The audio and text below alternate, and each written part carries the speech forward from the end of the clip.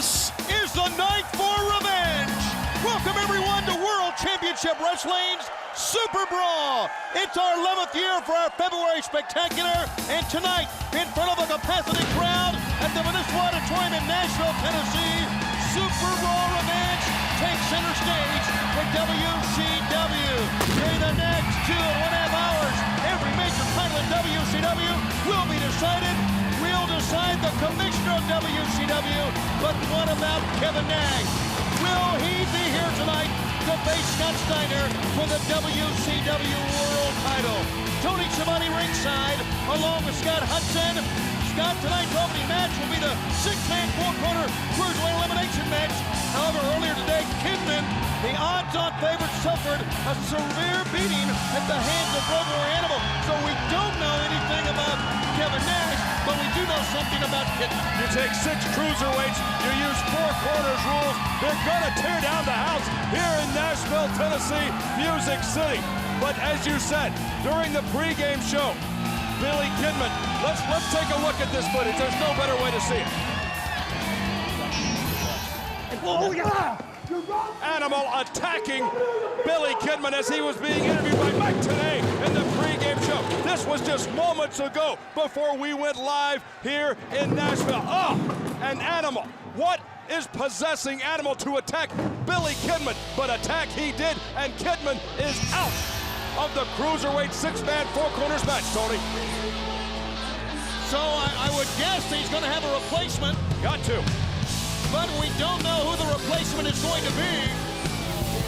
Here comes Evan Courageous, one of the 6-man in this 4-corner match. Going to take it back now to last Wednesday. Evan Courageous and his partner Jamie Noble got the win over Styles and Air Paris. And both men, after the tag team match, filled up the final 2 spots with their winning tag team action this past week on Thunder. Let's not forget also that with Jamie Noble's arrival here for the cruiserweight 6-man, 4 corners matchup, Evan and Jamie are going to be on opposite sides. There are no teams in this. Any man can tag any man. The 2 men in the ring are legal. We can see Jamie versus Evan tonight. We have got word that a replacement has been chosen. He is ready. He has been getting ready for the last 10 minutes, and he is prepared now for a battle, whoever that'll be. We're going to see him come out here in just a few moments. Here comes Kaz Hayashi, a man who scored a big win and made it into this 6-man, 4-corner cruiserweight contender match back on the 7th of this month in Thunder. Take a look at this on Shane, Sugar Shane, at the forefront of the kick and then the German suplex. And Kaz Hayashi, who has been red hot, Scott, as of late, comes in. Now with Kidman out, I got to think that Kaz may be one of the favorites here. I would think so. People considered it an upset when Kaz defeated Sugar Shane Helms to get into this matchup, but I agree. Kaz has been red hot, as has this man. Yang, representing the Young Dragons, makes his way to the ring here in Nashville. Remember how he earned his way into this one? It was over Lash LaRue last Monday night on Nitro. Watch this corkscrew. Unbelievable moonsault from the top, and Yang got the 1, 2, 3 and earned his way into this matchup. So much as we've seen Noble and Courageous in together, we've seen now another tag team in. And here comes Shannon Moore. So I guess we're going to find out the 6th man, the new man, at the very end here, because Shannon Moore, member of 3 Count, comes in. And it was on WCW Monday Nitro back on the 31st of January when he used that bottom belt maneuver from the top on Jamie Noble. Look at this. Drove him down and got the win, and Shannon Moore, with that 1, 2, 3, made his way to this cruiserweight 6-man, 4-corner elimination match. Who's it gonna be? Who's the 6th man? Who is replacing the injured Billy Kidman? We're about to find out. The list is long. It could be anyone. You know they had to be lined up backstage for this spot, but who is it? Who is replacing Billy Kidman? We've seen many new cruiserweights. Look at this. It is. And look at the face of Shannon Moore. It's his tag team partner, Shane Helms. Sugar Shane Helms. We thought he was out of this one when he went down to Kaz Hayashi. Hayashi. But Sugar Shane has impressed so many people over the last 12 months in WCW, first in tags, then in singles. Sugar Shane is in it, replacing the injured Billy Kidman. Oh, get ready, air traffic control at Nashville International. There are going to be some low-flying aircraft here at the auditorium. What do you think Kaz feels about this? Kaz defeated Shane Helms to get here, and now Shane Helms goes into it. A look of shock and disbelief, but if you take a look around now, we've got 6 men, 3 tag teams. Did you see Shannon Moore and Sugar Shane Helms? A little dissension among the 3-count ranks. This is going to be an excellent matchup. Any man can tag any man. It's an elimination match. The man who prevails here will go on to our next pay-per-view spectacular, which is WCW Greed in the month of March. More about that during this telecast. And we'll go on to face the Cruiserweight Champion, whoever may be at that time, Jamie Noble. He'll pick up Shannon Moore, who holds on nicely. And now with fist in the side of the head, has Jamie Noble reeling up against the right side ropes. Into the rope to the other side. Look at the ability, the agility now of Shannon Moore. Pick up and a belly to back on the back of the head. Cruiserweight Championship to be decided later tonight. And a cover. No, 2 count.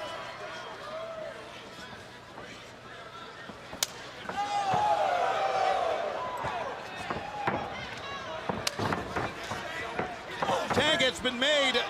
Shane Helms tagged himself in that time, and now some double team. Into a power bomb. Wow, what a move that was. The advantage of having a teammate in the ring, but remember, everyone can make that claim. Now the double team and throw Jamie Noble on the outside. Noble hit hard and look, Evan, courageous. Courageous, sending one of his former partners, and now both men on the outside. Shannon hit hard outside. Now the Young Dragons together, bound on the outside. And double team and hang him up across the top rope. Watch the Dragons, Yang and Kaz. Wow! A side moonsault all the way to the floor. Tremendous maneuver in the Cruiserweight 6-man 4 corners matchup. A look at Kaz Hayashi calling out signals to his partner Yang, and once again, they may be working as a team right now, Scott, but basically it is every man for himself here, and one man will go on, but who will that be? Swinging neck breaker. Guillotine leg drop that time for the ropes on the far side. Kaz calling out to Yang once again. Some communication going on. Now we are seeing teamwork between the Dragons, 3 count, Jamie and Evan, but when it comes down to the end of this matchup, we're gonna see man on man. We're gonna see no teams at all, despite who's in there. Only one man's gonna win this. Up on top, Kaz holding on here. Noble trying to spin around, or at least get Kaz down, but Kaz threw him off. Standing switch by Noble, trying to German suplex, but Kaz landed on his feet. Head scissor, takeover into the middle turnbuckle pad. Vicious maneuver, Kaz Hayashi, that head scissor takeover drove Jamie Noble face first into the middle turnbuckle, quick tag to Yang. And now Yang lining it up here with Jamie Noble. Remember, Jamie Noble was that masked man, the 3rd man of the Young Dragons not too long ago. Trying to peel him on the outside, but Noble held on. The rope stopped it as well. Innovation is the hallmark of the Cruiserweight division. Jamie Noble just raising it up a notch. And he got a 2, but Yang was able to scoot out from underneath the 2 count. You heard Mike Tenay talk about the mentality of Ric Flair coming into this telecast here tonight. As down hard goes Yang. Ric Flair, who's been anticipating. Somewhere backstage, you know the Cruiserweight champion, Chavo Guerrero Jr. is eyeing intently this very matchup. But he can't forget, he can't be distracted because he's got Ray Jr. later. Well, wait a minute now. We're seeing a brawl develop here. That's not the Cruiserweight high flying. No, but someone else backstage is watching as well, and that is Rey Mysterio Jr. Because with a win tonight over Chavo, Scotty Ray could go on as Cruiserweight champ, possibly into Greed, to face the one surviving man in this elimination match. Standing dropkick from Evan, courageous. Boy, he and Yang are really brutalizing each other in there. Into the ropes. Yang holding on that time. Both men trying to lariat, both men tied up. Evan with a full Nelson. Drove him down. Thought he was going to take the Dragon suplex, but no, and Evan from the top. Evan connected but hurt himself as he connected and was not able to make a cover. If it's possible, he was too agile. He got too much of a spring off the ropes and overshot Yang. Youth and adrenaline now tag, and Shane Helms tagged himself in, and he goes right after Evan Courageous. Oh, There's some remember, bad blood here. there are no teams in this despite what you think. And that's his former partner. Remember, Evan Courageous, a longtime part of 3 Count. Maybe this is the why Chavo is looking at Shane the way he does. Oh, look at that. Hold on nicely. Done. 1, 2, and Yang almost got a win. Many people in the dressing room say the one man that Chavo does not want to face is Shane Helms. That's just rumor. I wouldn't want to face any of these men. Tag, Shannon Moore tagged himself in. He's got Yang up on top. And there's teamwork from 3 Count. Double team. Cover 1 and 2. And a double axe handle saved by Kaz. And don't forget, teams don't matter here. Anybody should have saved Yang on that one, because if the match is over, the match is over. You want to be the man on top when the 1, 2, 3 is counted to get the shot at the cruiserweight title. Roll through DDT. Good night. Shannon Moore almost out of the ring. The rope kept him in. However, the rope, he hit the ropes very hard. Could have twisted an knee and ankle that time, hitting the ropes. Much like what happened on the net. He left an imprint of his face on the canvas. Get the mop. Shannon makes the tag. Here is Shane. Shane immediately cuts off Kaz. Not a bad move, but a tumble. And that time Yang going for Evan. He keeps missing a tag. He gets Kaz in as Shane was cutting off on either side. Kaz Hayashi. Boy, look at Kaz go. The intensity level through the roof here tonight at all. Running full speed from the middle of the ropes. From the middle of the ring into the ropes. Top turnbuckle. He's going up top. High-risk maneuver from Evan Courageous on Kaz Hayashi. Oh, he paid the price for taking the chance. Yeah, high risk more ways than one, Scott. The man who paid the price, obviously, is Evan. Now Shane Helms sees an opening. The referee, Scott James, with a warning here. To get off of the rope, he's going to get off all right. He took advantage of an opportunity, and Shane Helms hit the superplex. Watch Yang left side. Nobody home.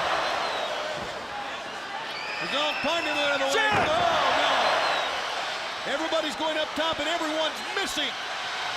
Oh, man, bodies flying everywhere. Nobody's connecting. 0 for 5 that time. Who's the legal man in the ring? Good night, Scott James, the referee's got to sort this mess out. It looks like a bus wreck. He has lost control of this, there's no question. And Scott, I don't know who the legal men are. Remember, this is an elimination match. But Tony, the first man to his feet has got to be the legal man. What's the count up to? 8. Scott James, finally somebody getting back up. Shane Helms is up. He pulls Evan up, and here we go again. Yeah, he just reached out for the first man he could grab that time, and now Jamie Noble will come in and cut off Shane Helms. Yang cuts off Noble. We still are not sure who the legal men are. Walks right up the front side. Yang. And then Kaz Hayashi. Wow! In the back of the head. Sugar smack from Shane Helms. Yang went outside. The X-Plex from Shane Helms with a spinning heel kick assist from Shannon Moore. The neck is not meant to bend that way. And Shane! Shane on the outside. Shannon doubled over on the inside. Bodies are still everywhere, and no one's giving it this. That time it was a great cutoff by Evan Courageous as Shannon was going to go airborne on the other side. Shannon never saw it coming, and Evan just wiped out Shane Helms and Yang outside, but Kaz Hayashi setting himself up. Whoa! Slingshot moonsault to the floor.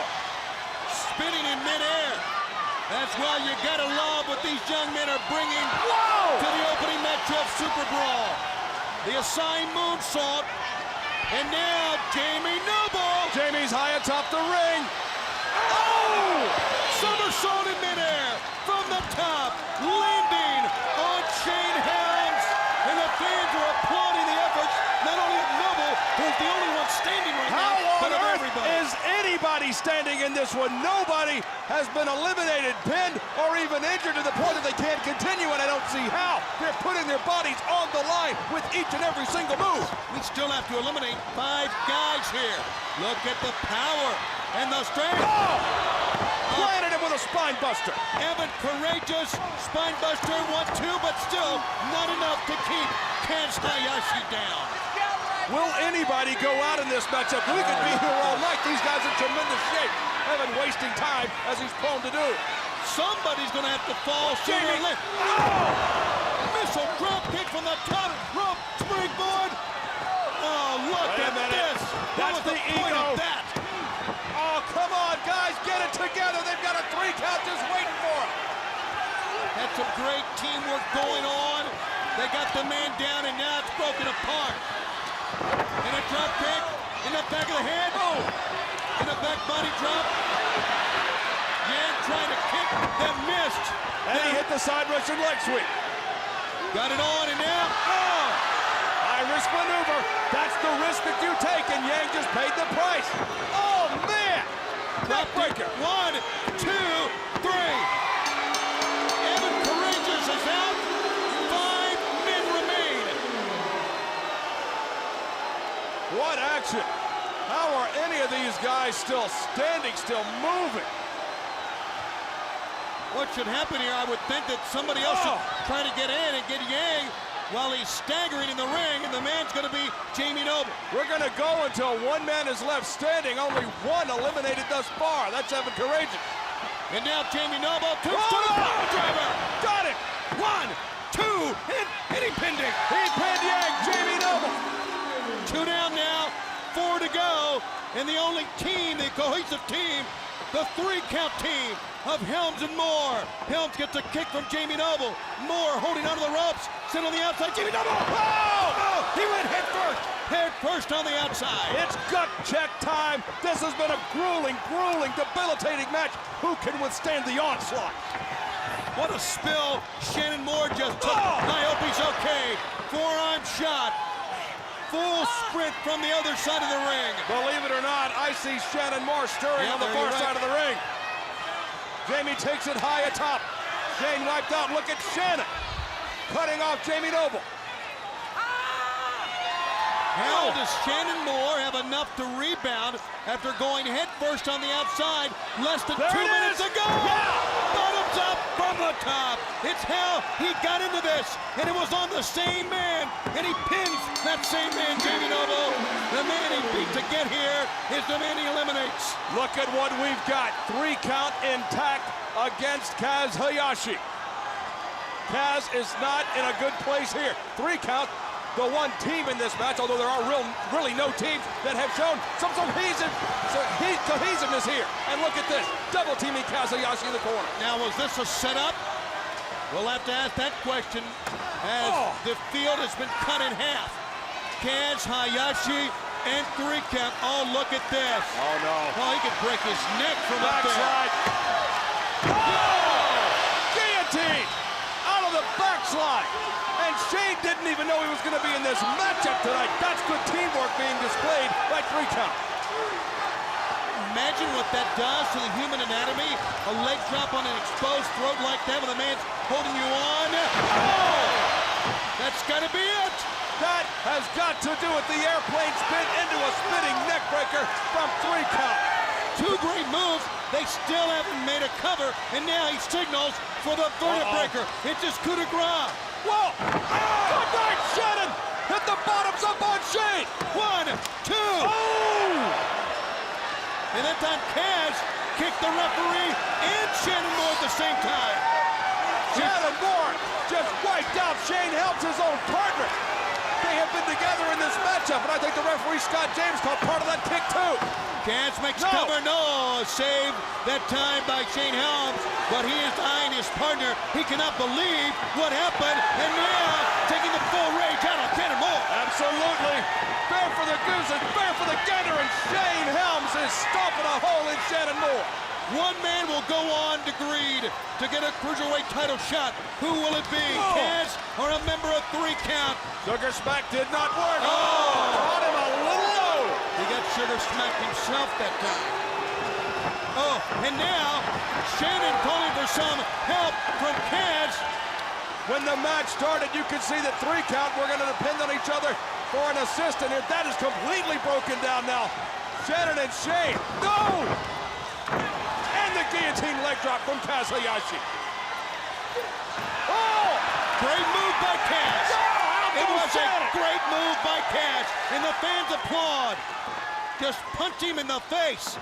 When he had an exposed face, now Kaz says, that's going to be it. He's going to go up top. Shane Helms is still down from the backbreaker. But watch out, Shannon Moore's in. Now what? What is going on now? Oh! Tried the moonsault. Nobody home for that. Was he saving Shane Helms or setting up Kaz Hayashi, or both? I think the story here, at least from the last 3 minutes, Scott, has been the missed opportunities, the blown chances. Bottoms up, coming. No. He's going for the nightmare on Helm Street. Oh, he nailed it. And he pinned his own partner. We're down to 2, and I don't see how they're still going. Shane Helms and Kaz Hayashi. Oh! Goes for the knee, and that is great sound strategy from Kaz. Ground the high flyer. Perfect strategy. Shane Helms hit the nightmare on Helm Street on his own partner, Shannon Moore.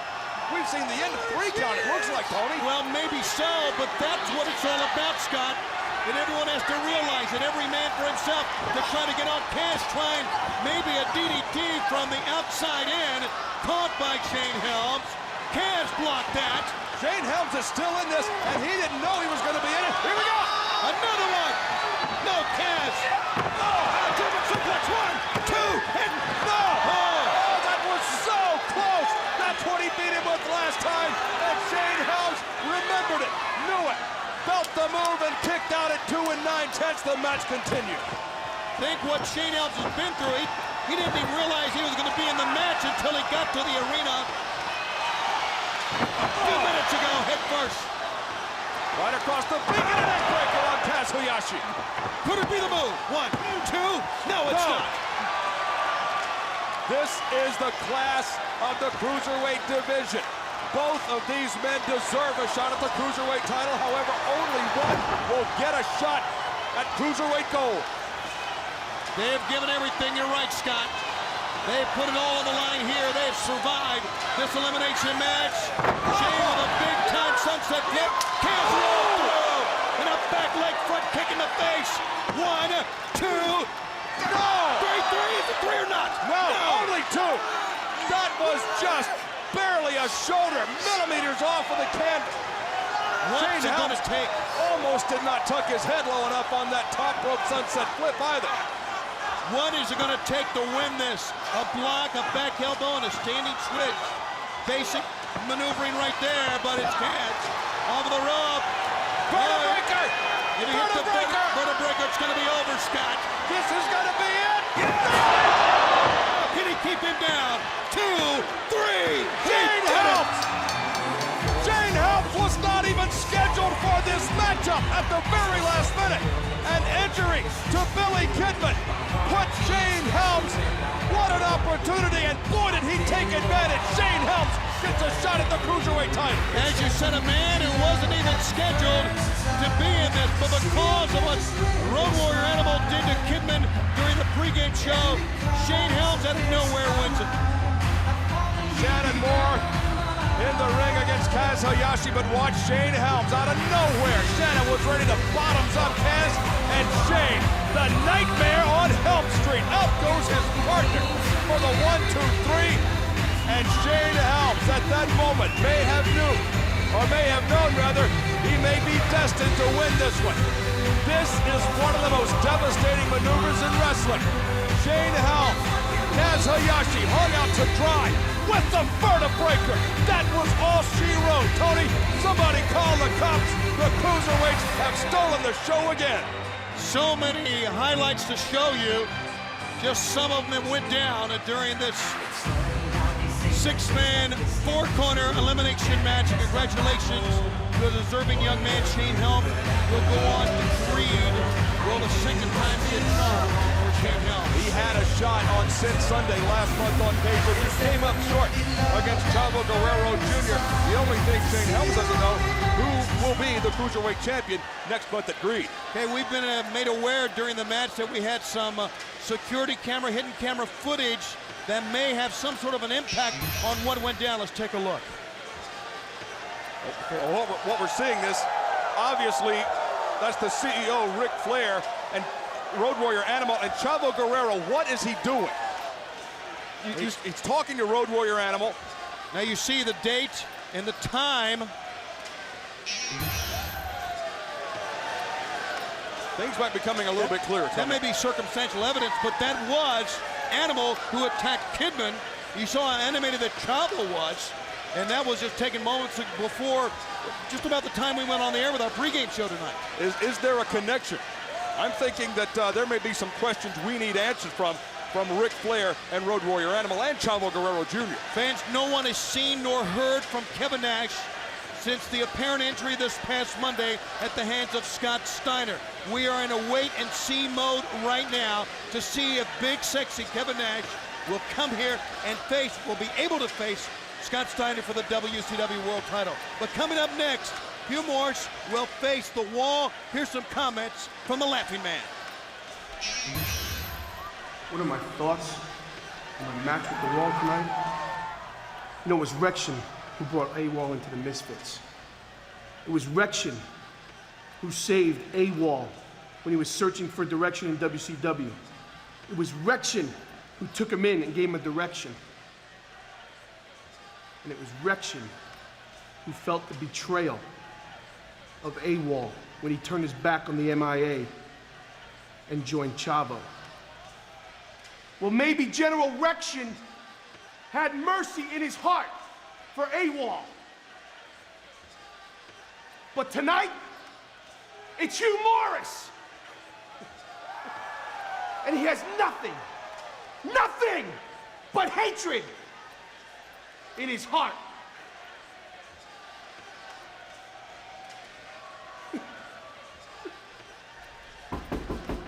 Come on in. Champ. Okay?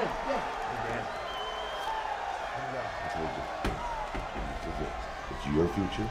It's the future of the company. It's Nash's career. It's handled. Taken care of? Just like I promised you. His future's right there. It's right here. Champ, you are the man. No. Deja, break out the champagne, girl. Thanks, Champ. Thank you, Champ. All right. It's over. It's a good day. Whoa, hold on. Where do you think you guys are going? Mr. Commissioner. That's right, the Commissioner. You guys touch me, you're out of your match tonight. What are you doing here anyway? As far as I know, you're not even cleared to wrestle. What do you think I'm doing here? First of all, I have been cleared to wrestle. Take a look at that. That's all well and good. We got a company doctor here tonight. You're gonna have to see him. So why don't you grab your gear, head down the hall, and see our doctor. He's got a company doctor. Yeah, right. I don't like it, man. I don't like it one bit. Where'd I go on? Yeah, well, you're going. You get clearance from him, then you can have your match. Let's go. No. Let's go. You've got clearance. The locker room's that way. Your partner can join you when he's done with the doctor. I'm going with him. No, I'm the Commissioner, and I say you're going that way to the locker room. Oh, yeah? Yeah. Listen, B. This will take just a minute. I'll meet you right back over there. You sure? Yeah. I'll see you later. Well, as Brian Clark gets checked out by the doctor, the burning question right now is, what is in the envelope that Ric Flair showed to Scott Steiner? Ric Flair has proven time and time again he's capable of anything. He will stoop to every low to accomplish his goals. What's in the envelope? Here comes The Wall, and we're going to show you a series of battles. Here's when he turned on Hugh Morris back on January 17th at Thunder, and then these two men have really slugged it out over the past couple of weeks as The Wall has been involved in many of the Hugh Morris matches. And finally, tonight, these two men will collide as The Wall has made his way out there. As here comes the Laughing Man, Hugh Morris. You heard him talk in the interview about formerly being known as General Rection. Things have drastically changed for the Laughing Man since then, Scott. What we saw earlier on was The Wall dominating Hugh Morris. It hasn't been one-sided. This goes back to Nitro a few weeks ago. Hugh Morris and The Wall have engaged in some brutal bruising battles in World Championship Wrestling, and this one tonight, Tony, is not going to be pretty. Before this match gets underway and we saw the comments from Ric Flair and the envelope to Scott Steiner, it's been very, very apparent, and now the wall, it's, look at this, just hammering Hugh Morris. That Flair has been stacking the deck in his favor, getting men to become part of his Magnificent Seven or his team, as we get closer now to the takeover by new ownership. I mean, obviously, Kevin Nash, the latest on the hit list from Ric Flair and Scott Steiner, as they attempt to be even more powerful and have some more negotiating power when the new owners take over. Think of the guys like Sid Vicious, like Goldberg, who's been railroaded out of here by Ric Flair. When the new owners take over, hopefully they're going to take a long look at this, Scott. Sting and Booker T also on the show. Compliments of our World Heavyweight Champion, Big Papa Pump Scott Steiner. But Steiner and Flair, notorious in their devious behavior, consolidating power, stacking the deck. As you said, when the new owners take over, they want to be in the perfect position to make a claim for absolute power. And as of right now, Tony, they are right where they want to be. They are the most powerful duo, there's no question. The raw power and ability of Scott Steiner, and the brains, the shrewd nature that is the Nature Boy Ric Flair. As we're talking about that, you are seeing two men literally trying to take each other apart. How many matches did we see with General Rection and Sergeant AWOL, members of the Misfits in action, always watching each other's back, always with a common mission, and now they have a common mission. They're just on opposite sides of the war. Back then they would have died for each other, now they want to kill each other. He put his head between the steel steps and the ring post. Good night, the steps landed on Wall's head. This is how far it's gone. He did it, the steps. And it all started when Chavo left the group, saying MIA was not doing things the right way. And then we saw the Wall, Simon Chavo, he's gonna... Oh my God! Right in the ribs. The Wall may be severely injured. Maybe he's severely injured after that. How could he not be? In fact, this is borderline criminal what we're seeing here. The fact the Wall can even get back to his feet is remarkable. Who would cross Hugh Morris? If he's capable of this, this is not the laughing man he was. This is one of the most brutal matches we will see tonight. Look at this. The Wall, 6'5", well over 300 pounds, laid out like a side of beef. We're not close to being done, fans. 7 more matches still to come, and still no sign of Kevin Nash. Here, look at this big elbow from the top, 325 pounds from the top, and he doesn't want to cover him. He's screaming, get up. He wants to intimidate him. He's getting up. He wants to trash talk him. He wants to go him to get up, Scott, to drive him down once again. How is the Wall even that far up to his knees? He should be out. He took the steps right across his head. He took an elbow drop from the top from a 350-pounder. The big man, the Wall, of course, fans, there are 2 big men in the ring. I know that. But the taller, the 2 man, the Wall, tried to duck low. That was out of desperation, but it worked. It was a great move. You can see how red the Wall's body is becoming, just absorbing the blows delivered by Hugh Morris. Wall's going to try to make a desperation cover, and he got... Hugh Morris was able to kick out, or at least rise up into that time. Boy, look at the Wall get to his feet. It's an amazing athlete. It really is, Scott, and you can see what he's taken so far. The punishment. Oh, my goodness. No T-shirt in the world can protect you from a chop from the Wall. Hugh Morris has no defense, no escape plan here at all. Now the Wall, what's he gonna do? He's got what looked like a slip-off. A hangman sleeper in the corner. He was going to that stranglehold sleeper that we've seen. We saw him put on Rey Mysterio Jr. But holding up a man at 325 is a different story altogether. Look at that headbutt, and down goes Hugh Morris in the Wall. Look at this big man from the top, nobody home. Hugh Morris just barely dodged what may have been the very, very end of this matchup. If he had hit that guillotine from the top, Hugh Morris, he couldn't have gotten him up with a spatula. This match, man, it's not going to have a winner. It's going to have a survivor. They're both getting back to their feet. How is that possible? To the ropes, a pickup. Oh, he drove him down. He drove him down with a spine buster, but had nothing left to make a cover. Spinebuster is right. Both men. Men. They're not exhausted. They have just been brutalized and beaten almost into unconsciousness. There is some life left in both men. The wall over an arm. Presto! Twice now, out of desperation, the Wall has tried to end this thing. I think he wants to end it just so that he can get it over with. He can get out of here. How much punishment can a man take? We're seeing two men push it to the end here tonight. He caught the tag. That one was with purpose.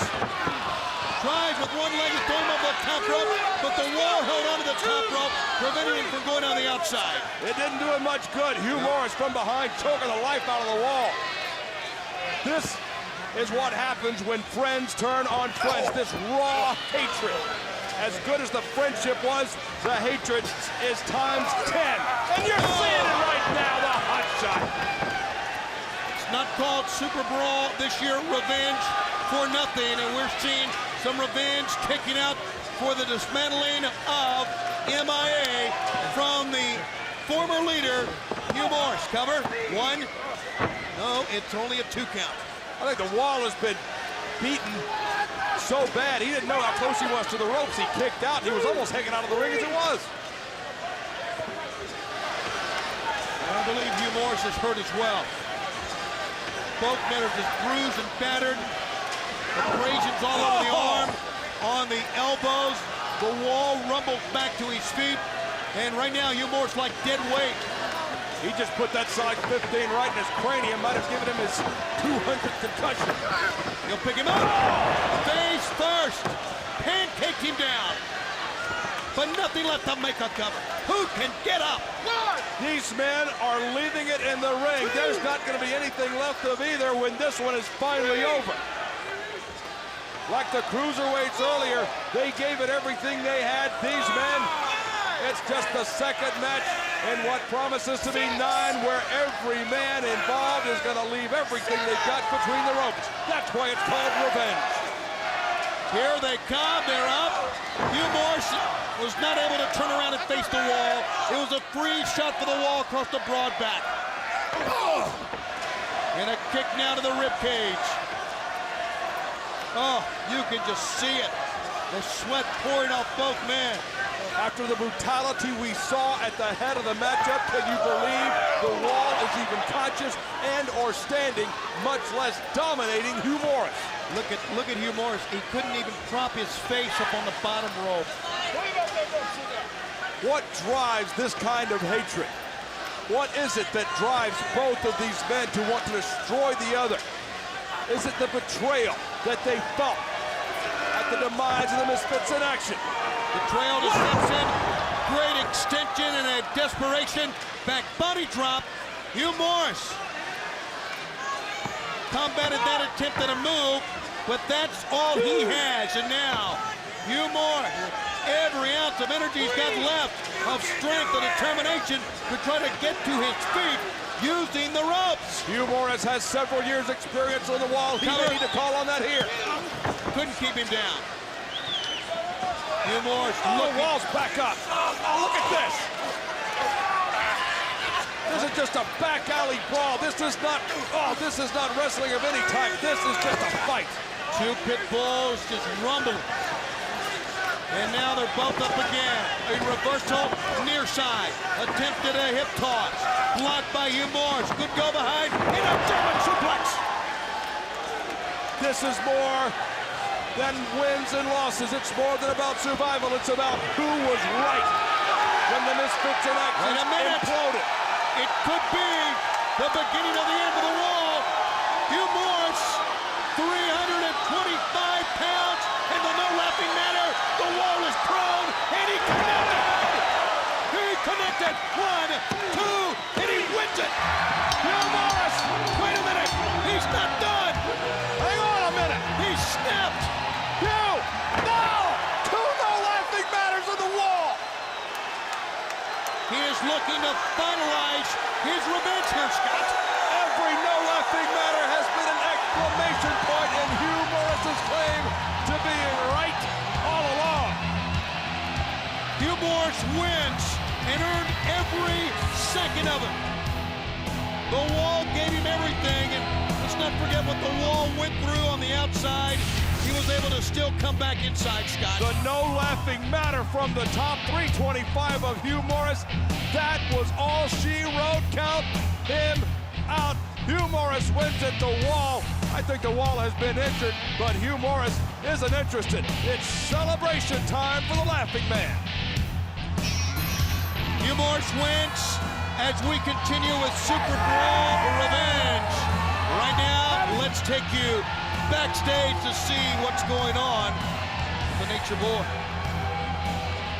Hey, what do you want? You can't go back in this Ric Flair's office. Once you lower your volume, Dudo, I saw what you did to Kidman once you tried that on me. What? I said, once you tried that on me.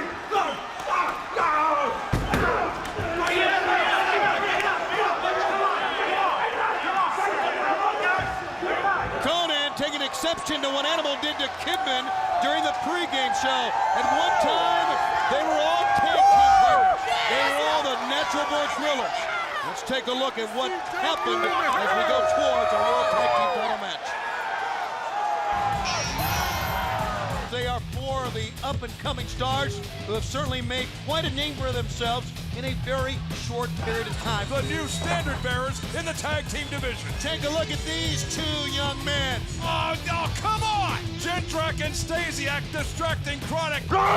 What do you mess with our match like this for? What is the deal, man? We didn't need your help. We had that match under control. There is tension in the Natural Born Thrillers. We were trying to help you. We weren't interfering, trying to mess you up. Be a little more grateful, Chuck. Time out. Grateful? Since you guys won those titles, you've been nothing but greedy and selfish. Could it be jealousy? Of course. Some of us were born leaders, as others were born followers. Jindrak and Stasiak are jealous because we got the belts. Everybody knows that I carried you from day one. It's these titles. And the fact that we got them is killing those guys. Stupidity, not jealousy, is what tore the Thrillers apart. We're walking in with the gold, and we're definitely walking out. What next for the Natural Born Thrillers? The bragging rights almost as important as a tag team title.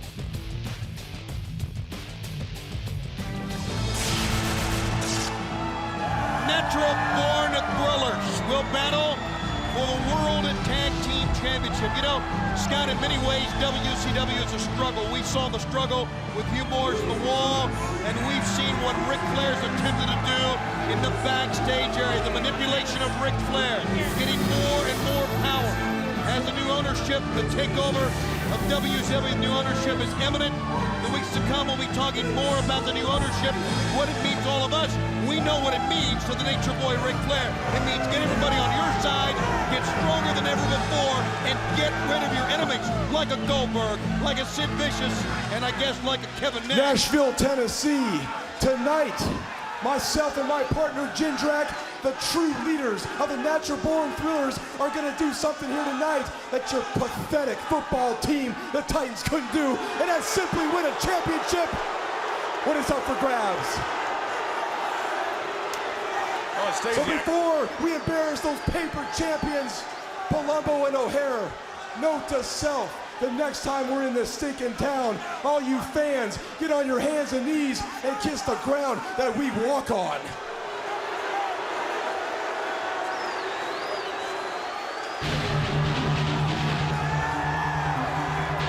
Scott, interesting comments. He said the real leaders of the Natural Born Thrillers.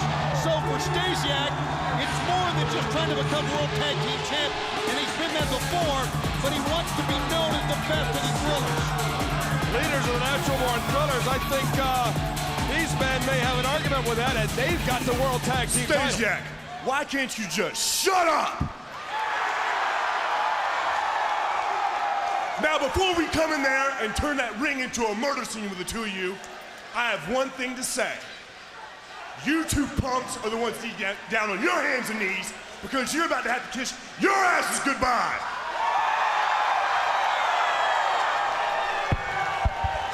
The intensity that is Sean O'Hare, the bell sounds, and here they go for the youngest most talented men that's ever come through WCW in a long, long time. And 4 men who mix them up together. So again, have all been tag team champions with different partners. It all goes back to the power plant, the grueling regimen by Sarge, Dwayne, Bruce, and everybody else at the power plant. These 4 men went through it together. There was a common bond among the 4. That bond has been broken, and it was broken by the World Tag Team title. I have just received word that you saw the scuffle, and that's putting him bodily in the back as Stasiak makes a cover, and he only can keep him down for 2. Between Konnan and Animal, Ric Flair now has had Konnan escorted from the building. What? Because of the fight in the backstage area. What on earth is... Here's a cover. No, and a 2 count, and that time kicked his own partner by mistake. Konnan has been thrown out. And one can understand Konnan's rage. But Flair now said enough of that. Oh, and Konnan's gone. Double team, look at that. Sean O'Haire taking care of his former tag team partner. They were World Tag Team Champions at one time, O'Haire and Jindrak. As a matter of fact, O'Haire and Jindrak broke in together. Their debut was as a tag team here in WCW. Double arm whip takedown. Mark Jindrak trying to scramble to his feet, but he's in no man's land here. Quick tag to the maniac, Sean O'Haire. Oh, and Jindrak hung out to dry. Leapfrog over the top and on the midsection of Mark Jindrak. Now, you talked earlier about guys who graduated from the power plant, the best of the best. It takes more than just being able to graduate from the power plant. Here's a cover, 1, 2. It takes a confidence in yourself. Going into the ring that you can become the best each and every time you step in there. You can hold on to the tag team belts. These guys have proved the test. They've passed it through the power plant. They're passing it every time they go in the ring in WCW. O'Haire looks on. Palumbo with the sleeper on Jindrak. Did you see the intensity across the face of Sean O'Haire? Even though his own partner, Chuck Palumbo, is in control, he hasn't lost focus on the prize, and that prize is to keep the tag team title. That's a good point. A big part of Sean O'Haire and Palumbo has been focus. Many people say at times maybe that Stasiak is not that focused. But Jindrak is in there now. Jindrak using his leg spring to get out of that. Blocked. Blocked 2 of them though. And that was a great counter move to another counter move by Chuck Palumbo. Opportunity knocking for both teams right here. Boy, what a right hand. O'Haire and Palumbo. If they can retain the tag team title, certainly even more legitimacy to themselves as a team. Catapult.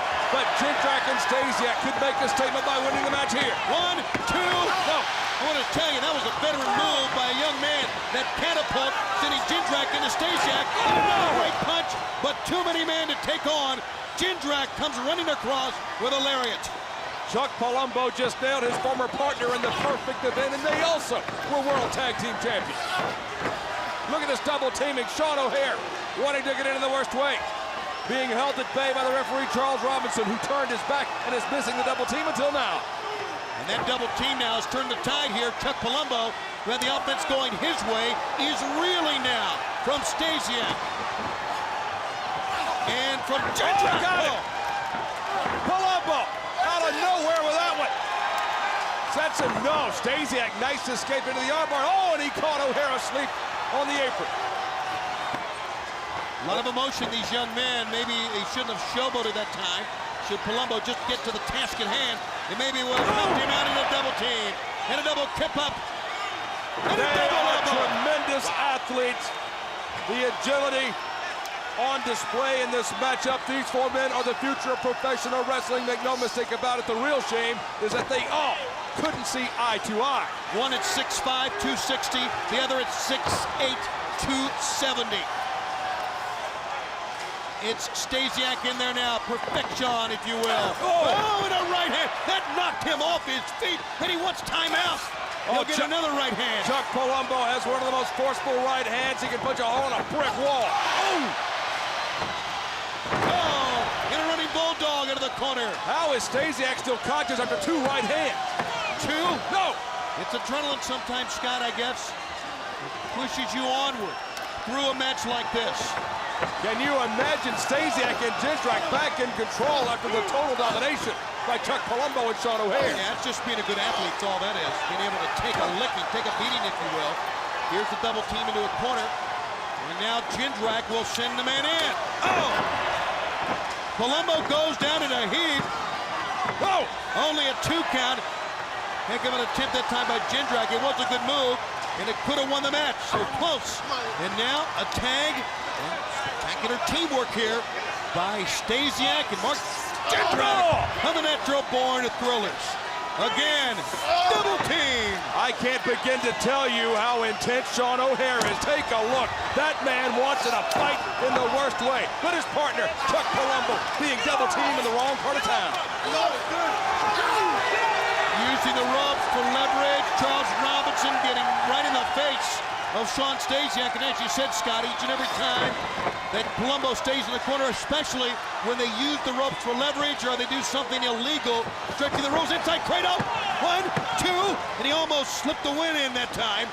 Palumbo didn't have it cinched in tight, and what a lariat from Shawn Stasiak. Maybe Palumbo should have made the tag instead of the roll-up. And a kick out. Come on, damn it! Look how cocky and arrogant Stasiak is covering. It only takes 3 seconds to win, even though you may have the match going your way. You may be dominating. How many matches, fans, have you seen, have we seen, where a team or a man has dominated the match, but in a blink of an eye in 3 seconds, Stasiak and Jindrak better keep focused on winning the match and not worrying about injuring their opponents. They can become World Tag Team Champions. They can't lose sight of that. Here, takedown. It was a good move to keep him off his feet. 1, 2. Little improvisation that time by Jindrak, and what a pace these 4 men are setting, or actually, I guess I should say these 3 men, because Sean O'Haire has not been in for many minutes now and desperately needs to get in as Stasiak does some trash talking across the ring to Sean O'Haire. Well, that's a good game plan for Jindrak and Stasiak to concentrate on one man as they are concentrating on Chuck Palumbo. Now Jindrak in the center of the ring using his weight across the neck, and now using the ropes for extra leverage. Oh, O'Haire is so furious. He wants in this one so bad. Yeah, he's pacing back and forth at times like a caged animal. But if he gets it, here it is again. He must have controlled temper. That's easier said than done, and caught by the referee that time. But let's see if Chuck Palumbo can escape this. If he can make the cover. If Sean O'Haire, the wild man of the group, can come in and turn the tide of this battle, which right now is in favor of the challenge. Cover after the knee to the gut. O'Haire's it. He couldn't take it anymore, and he kicked the hole in the side of the head of Jindrak. Oh, with a right hand. Hang on. That was a great move by Jindrak. That was a veteran move from a man less than 2 years in this sport. If Sean O'Haire can channel that energy and control his anger, he is going to rocket straight to the top in WCW. And if Chuck Palumbo can battle through this, they may hold on to the World Tag Team Championship. What arrogance on display by the second-generation competitor, Shawn Stasiak.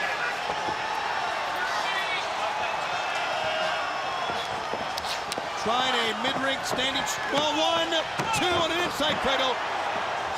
That was just too slow to get that scoop slam. That time by Stasiak. Maybe a little arrogance. Maybe he is underestimating what Palumbo has left in the tank.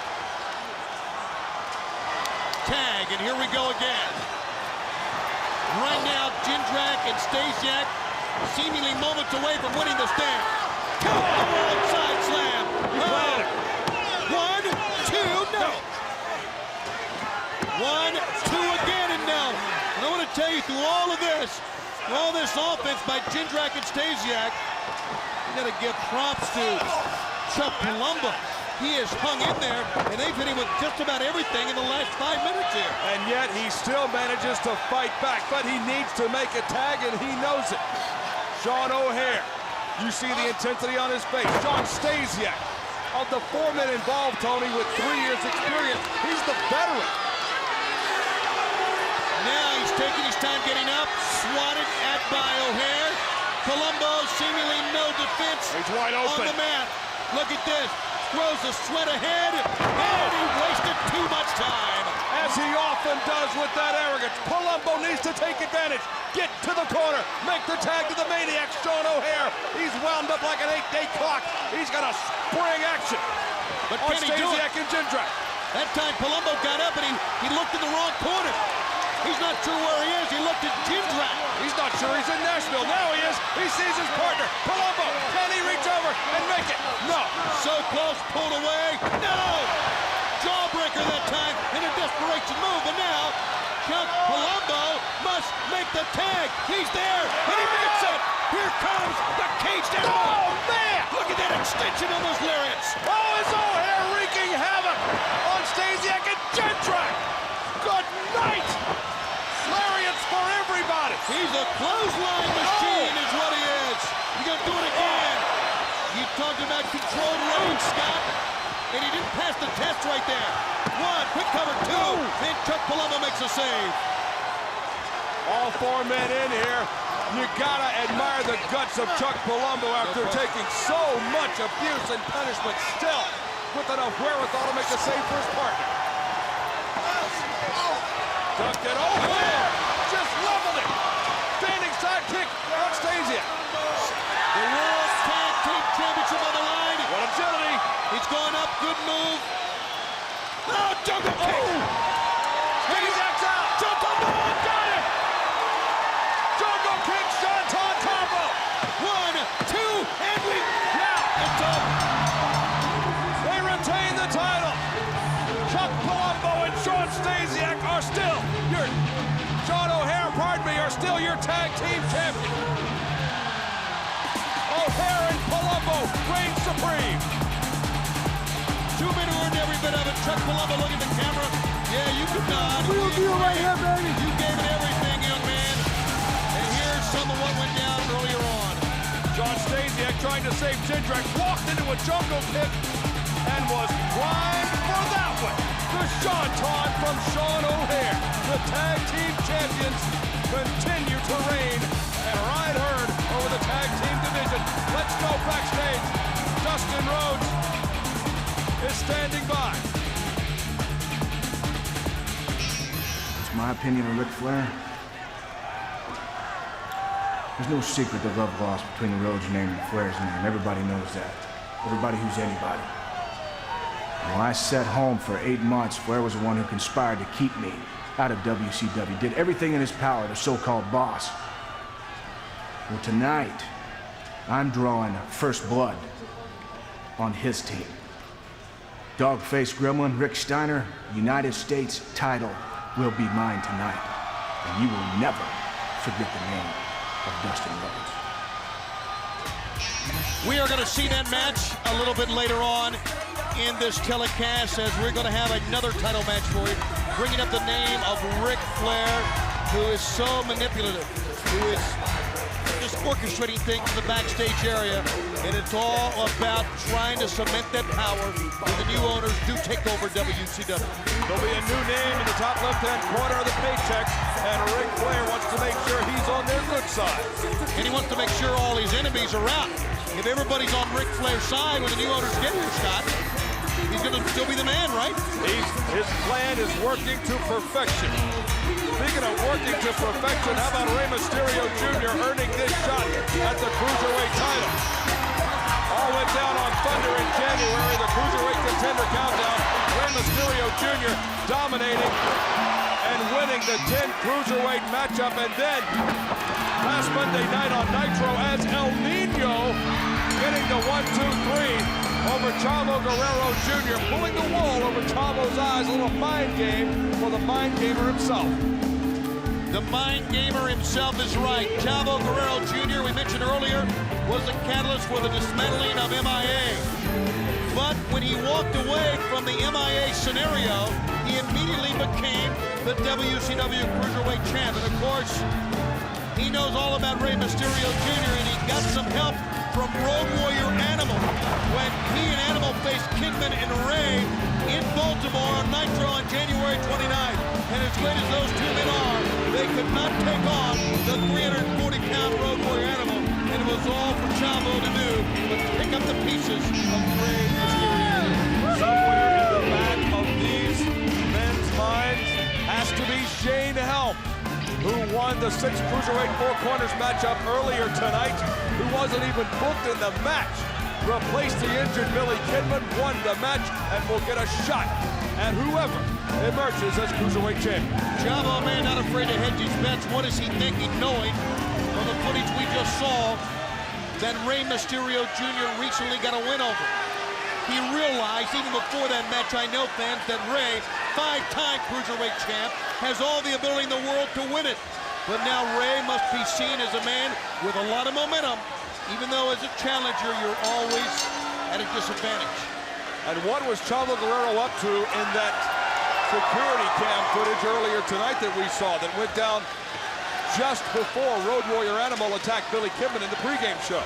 Very animated about a fight or hitting something, and I know we're only speculating, but I mean, as you saw the time in the bottom right-hand corner, that was his moment before that all went down. The match is officially underway, and Rey lands on his feet, and he hits hard. The Rabu, and he runs over Chavo. Chavo Guerrero Jr., third-generation competitor, and right now just took a first-generation drop kick all the way to the floor. Now Rey perched. What's he gonna do? To the middle.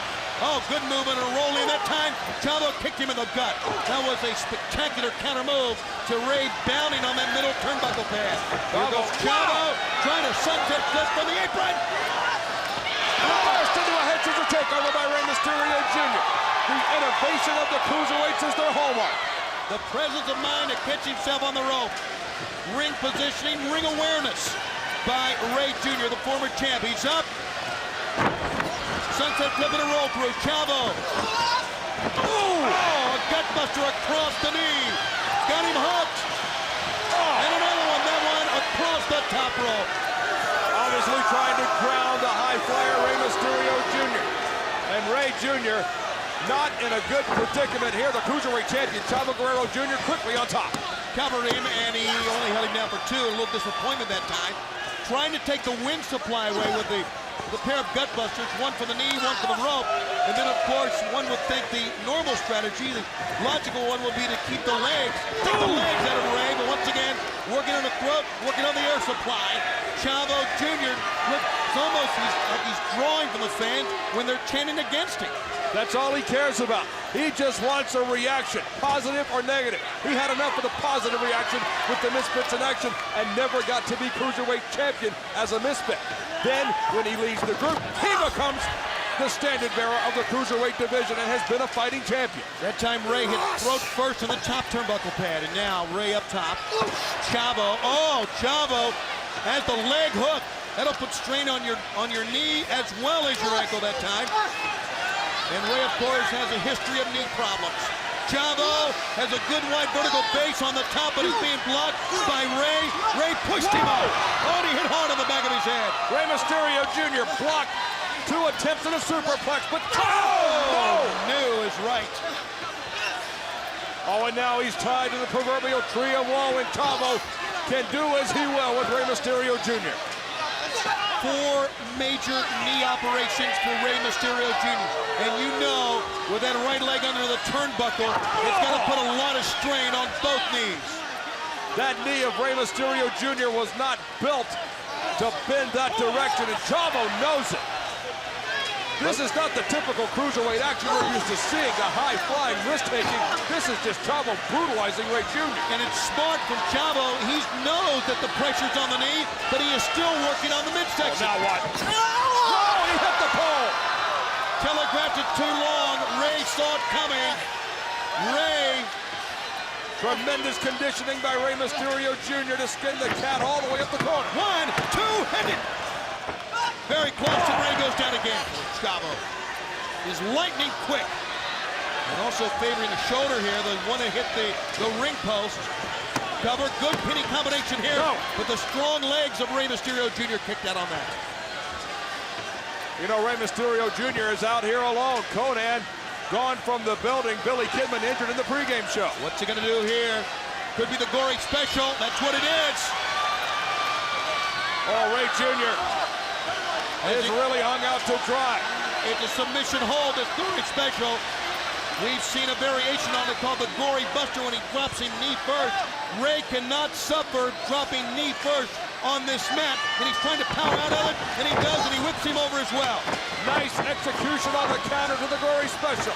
Ray Jr. on top, shoulder high. Chavo, is he going to cut him off? No. Right back into the Gory Special. Here it goes. Gory Buster. Good night. It was chest first that time. Once again, pushing the air out of the lungs of Ray Jr. Whoa! Close, but still no 3 count. As a tribute to his grandfather, Gory Guerrero, a legend south of the border in the Lucha Libre. Chavo Guerrero Jr. with the Gory Special, the Gory Buster, and Rey Mysterio Jr. certainly paying the price. He's Cruiserweight champion for a reason, and Rey hit hard outside. Slid on the mat and then went face first, chest first. Jamie Tucker, referee. Think of the pressure on the referee. So many near falls with the top 2 cruiserweights in the world get at it. Pressure everywhere, and now Ray back first. Chavo Jr. said, "Who's the man?" In the face of the fans in ringside. It's called revenge for a reason. Every match in the lineup has a revenge factor, especially this one. Chavo Guerrero Jr. was embarrassed by Rey Mysterio Jr. in the old El Nino swerve a couple of weeks ago on Nitro.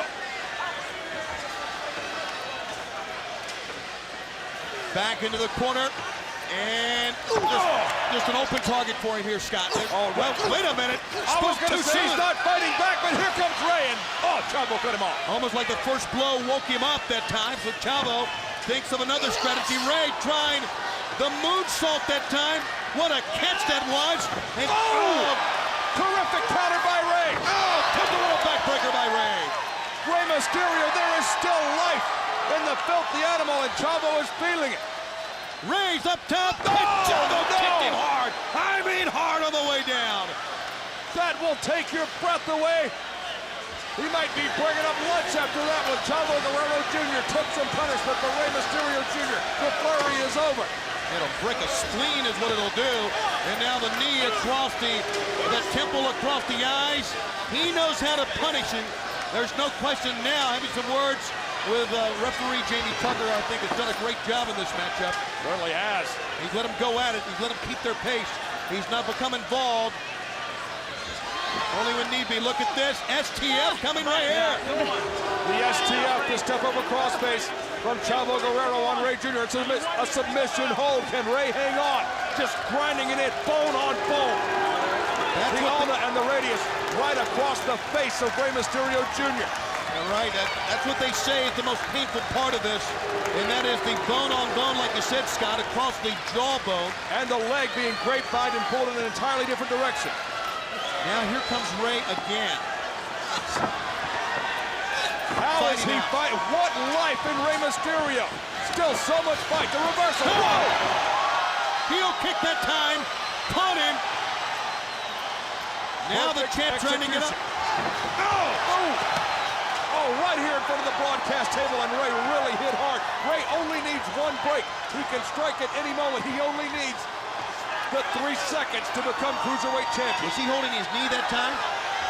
How do you get a break against everything? How do you get a break against Chavo Guerrero Jr. when he's all over you? Mr. Offense, jaw first, safety rail. This is Chavo's second reign as Cruiserweight champion. Rey Mysterio Jr. has held that prestigious title 5 times. Will he become a 6-time champion tonight? Everything around the ring. Oh, no. That was the point of the steel steps. Right into the back of his leg. Ray Jr. may be seriously injured here. I'll be shocked if he can stand. Once again, the knee, and everything around the ring can be your friend or your foe. A lot of times, it's how you use it or how you can stay away from it. Rey Mysterio Jr. was... What, did he get that fan's mask at ringside? Oh, watch. What's he doing? He's just mocking Rey Mysterio. Yeah, he's put putting the mask back. Oh, this goes back to the El Nino thing. Is that that's an Rey Mysterio Jr. mask. Exactly. For so many years, a masked luchador, Rey Mysterio Jr. wearing the mask again, but not by choice. Here's a pickup and dropped him down. This is nothing to be mocked. 1, 2. No! This is going to be the ultimate insult because we know the mask has a symbolic meaning south of the border, Scott. It's almost religious in nature in the Lucha Libre. Every mask has meaning, and for a man to lose his mask, not by choice, could be the end of his career. Rey Mysterio Jr. lost his mask, but it was here in WCW, not in the Lucha Libre. Rey Mysterio has overcome that loss and has excelled to even greater heights without it. But Chavo Guerrero Jr. puts the mask back on Rey Mysterio Jr., obviously in payback for what Rey Jr. did with the El Nino situation. Oh! Rey Jr., mask and all, stands back up. He's going to put the mask on Chavo Jr. here. Chavo looks good in the mask. Rey.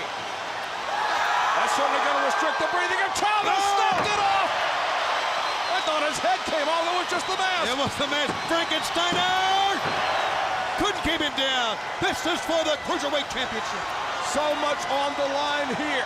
Pride among two of the best cruiserweights WCW has produced. In addition to the title go behind by Rey. Back elbows. Broke loose that time, Chavo. Rey lands on his feet. Chavo reverses, shoots him in, up top, head scissors, takeover, and out goes Chavo. He hit hard on that ring apron. Shot out like a missile. Shane Helms awaits the winner of this at Greed next month. And he's got to like the brutality he's seeing. Neither man is going to be the same after this matchup. This has not been your typical cruiserweight challenge. Chavo Jr., what's he doing now? Over to the broadcast table, what's this about? With the belt? It's the cruiserweight title belt. Chavo Guerrero. Is he going to walk to the back? Rey! No! Wow, over the top from the ring. Wiped out the cruiserweight champion. I don't know what Chavo had planned, but it went astray. Rey just knocked him out. Somersault in midair. And a full run from the other turnbuckle, diagonally across the ring. Rey's up, Des press. Got him down, Chavo still down. Here comes Rey again, bounding. Oh no. Went for the split leg moonsault, did not connect. Look at Chavo, taking advantage. No. And he kicked out. Moves like those are what brought Rey Mysterio Jr. to the dance and made him the superstar in WCW that he continues to be. But he took the risk, and it did not pay off. What you saw, Scott, was a sound game plan working on the knee by Chavo.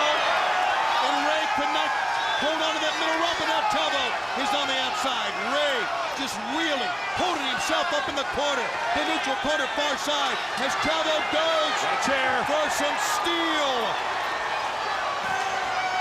Oh my, and he throws it in. Rey going after the chair. He stopped it. Holding, look, he's standing on the chair. That chair's still in the ring. Legs pointed up, bounds off the middle rope. Call on the shoulders of Chavo. Oh!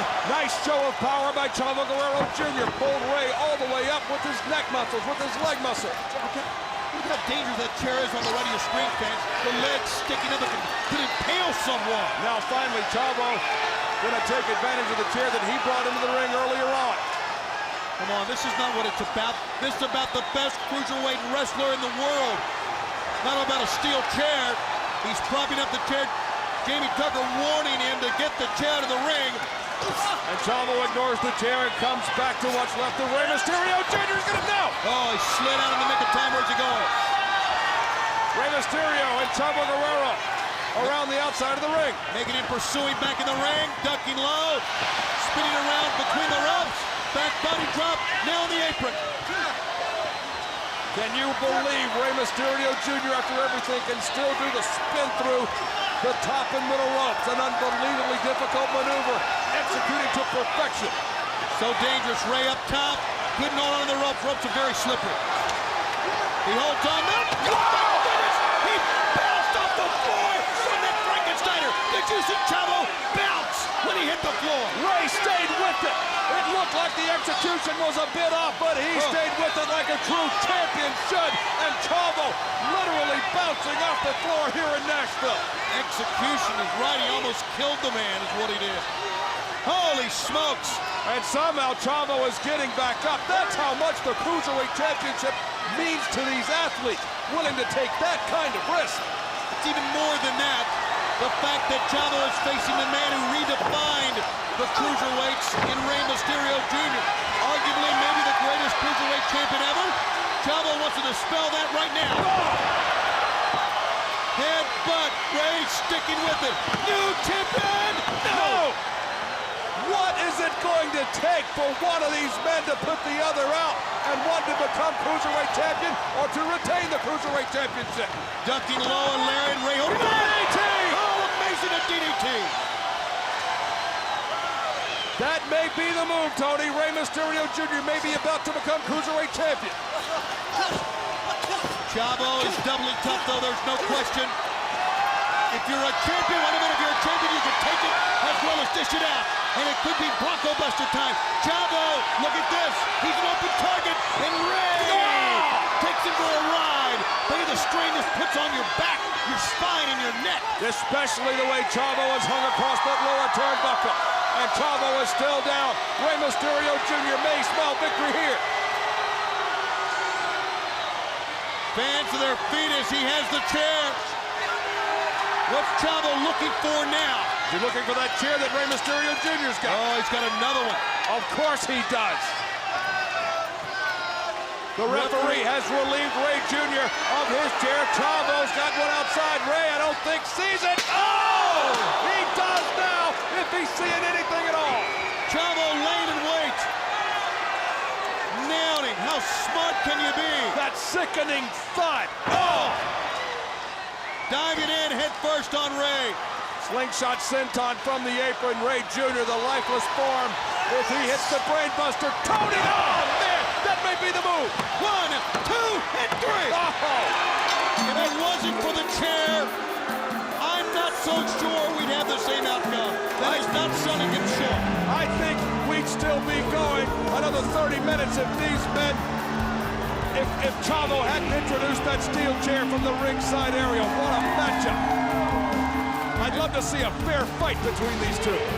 And now Shane Helms will face Chavo Jr., who is still the champ, at WCW Greed in Jacksonville, Florida on the 18th of March. And here it is again, Scott.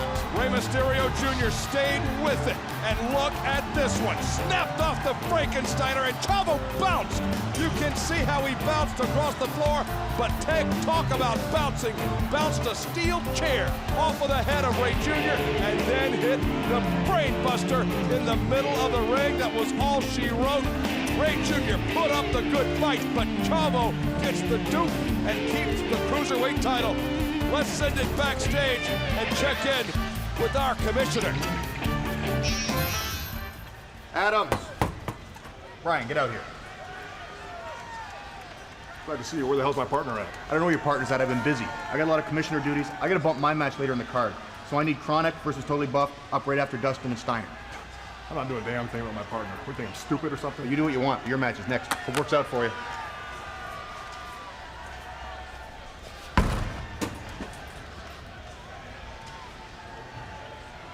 Really pushing the limits of Brian Adams. Where is Brian Clark?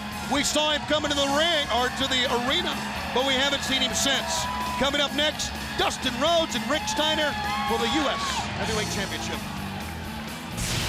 Dustin Rhodes has been trying to find his spot here in WCW. Woo! Is it good to be back or what? Sign that contract and show the wrestling world that you're on my team. I'm just sizing you up, because I'm wondering if this is gonna fit where it belongs. This is Ric Flair's WCW. Take that and shove it, because you suck. You're out of here. You'll never work here. Get him out of here. Dustin Rhodes was sent out of here by Ric Flair. I am the most powerful man in the world. Did you forget one thing? Huh? One thing I got, Rick. Leave my kid out of this. You also bone Dustin Rhodes tonight. You get him back and you give him a match against Rick Steiner. You want some? Come get some. Tell me you got him under contract and on his way back here right now. If I beat Rick Steiner tonight, I am the DFG. not only will I be reinstated, but at Super Brawl, I will have a shot at Rick Steiner's United States title. You don't like me? His destiny is in his own hands. If Dustin wins, there's nothing Ric Flair can do. Here comes the Texan. Dustin Rhodes is reinstated. And Dustin gets a U.S. title shot. You will always and never forget the name of Dustin Rhodes. Dustin Rhodes found that on Monday night he had a friend in Kevin Nash. And obviously a bitter enemy in the nature Nature Boy Ric Flair. And as we get closer to new ownership WCW, Ric Flair's power, Ric Flair's men, his group, his Magnificent Seven, or however it's going to grow until that time comes about, gets more and more important. Dustin Rhodes, like a Kevin Nash, has proved to be an enemy, a thorn in the side of the Nature Boy Ric Flair. That can be a very dangerous thing for any man. Dustin Rhodes thus far represents one of the few failures of Ric Flair as CEO and leader of this elite group. And boy, what a failure it was when Dustin Rhodes stiff-armed Ric Flair and said no to the contract offer. Here comes our United States Heavyweight Champion, the dog-faced gremlin Rick Steiner. You know, if you take a look at the long list of casualties thanks to Scott Steiner and of manipulation thanks to Ric Flair, that one name jumps off the page, and that is Goldberg. And I know the new owners have been very busy in the business transaction from one company to another, but I know they must realize the injustices that have gone down over the past couple of months at the hands of Ric Flair. Hang on, we're not gonna wait. Dustin Rhodes and Rick Steiner. Don't forget, Dustin Rhodes holds a victory over Rick Steiner to get his reinstatement back in WCW, and he smells, victory and a possible United States Heavyweight Championship. New champion, no. That quick, he tried to end it, Scott. It wasn't a bad strategy to try to do it, get your opponent off kilter. From the opening bell, Dustin Rhodes sends Rick, and he runs over. Rick Steiner taking a break on the outside, and I don't blame him. He's used to dominating like Dustin is dominating here. What an unforgettable moment back on the 29th of January when Dustin said no to Ric Flair. His father walked out to put his arm around his son and tell him he did the right thing. Dustin Rhodes is his own man. Dustin Rhodes, of course, grew up in the problems between the Rhodes and the Flairs, legendary in wrestling around the world for years. He never forgot that, and he knows what type of man the Nature Boy Ric Flair, and hopefully the new owners know as well. Dustin Rhodes has seen it and heard it firsthand about Ric Flair. That's why he said no, and Rick Steiner, good night, ducked out of the crossbody, and Dustin Rhodes with such momentum all the way out of the ring to the floor. A man known for offense, Rick Steiner, with a great defense that time. Dustin Rhodes at 6'7" just plummeting down the ring between the ropes. Let's not forget also that Rick Steiner, the All-American, the Wolverine from the University of Michigan, can wrestle with the best of them, but not a bad brawler himself. He is one of the toughest men. Please don't. Oh, Scott, his forehead, his face, crashed against the hard top of his announce table. It is solid, fans. There's a crack right there. Cover 1, 2. No! Dustin rolled his shoulder, and he started off like a house of fire, but Rick Steiner has put the fire out in Dustin. Think about what this is. Steiner line. Now goes Dustin. 2. No! He kicked out of the Steiner line. Not many men have done that, and Steiner doesn't like it. Look at his knee right at the top of the head. Yeah, he's paying for kicking out of it. As Rick Steiner knows so many ways to assault a man, to brutalize an opponent. Dustin Rhodes wants to become the U.S. champ. And if he does become the U.S. champ, he knows the history of the U.S. heavyweight title. But for him, it would be his retribution to what Ric Flair tried to do to him in his career. And look at his gouging eyes. Good night. Look at the maniacal look in the face. Those eyes. And there's no soul in those eyes of Rick Steiner. He's trying to tear Dustin Rhodes apart. He got embarrassed in that loss to Dustin last week. It must be in the Steiner bloodline. Just to be ruthless. Just to love to punish a man. Just to love to, and to threaten a referee. Wanting the referee to count, and he does, and Dustin, everything he could muster to kick out, still favoring the eyes, and Rick Steiner with a rear chin lock to keep him down. Dustin Rhodes has taken so much punishment in this matchup, yet he continues to fight on against the dog-faced gremlin as a single, as a tag team competitor with his brother, our world champion, Big Papa Pump Scott Steiner. Rick Steiner has earned his reputation as one of the toughest men in this sport. Now Dustin, here's the applaud The cheer, the stomps of the fans in this capacity crowd here in Nashville. And now he draws from it. Steiner realizes something's turning here. And the thing that's turning is Dustin, who turns his body and picks it up and drops him down belly to back. Dustin Rhodes, what an amazing comeback. Oh, but Steiner ducked out of the way of the elbow. Not a bad attempt by Dustin Rhodes, but Rick Steiner, the veteran that he is. Oh no, what is this? Half crab, sitting low on the back, sitting down the back, and Dustin now has to shut the pain out. He's trying to combat the pressure by using his arms. You see his hands trying to push up on the mat here.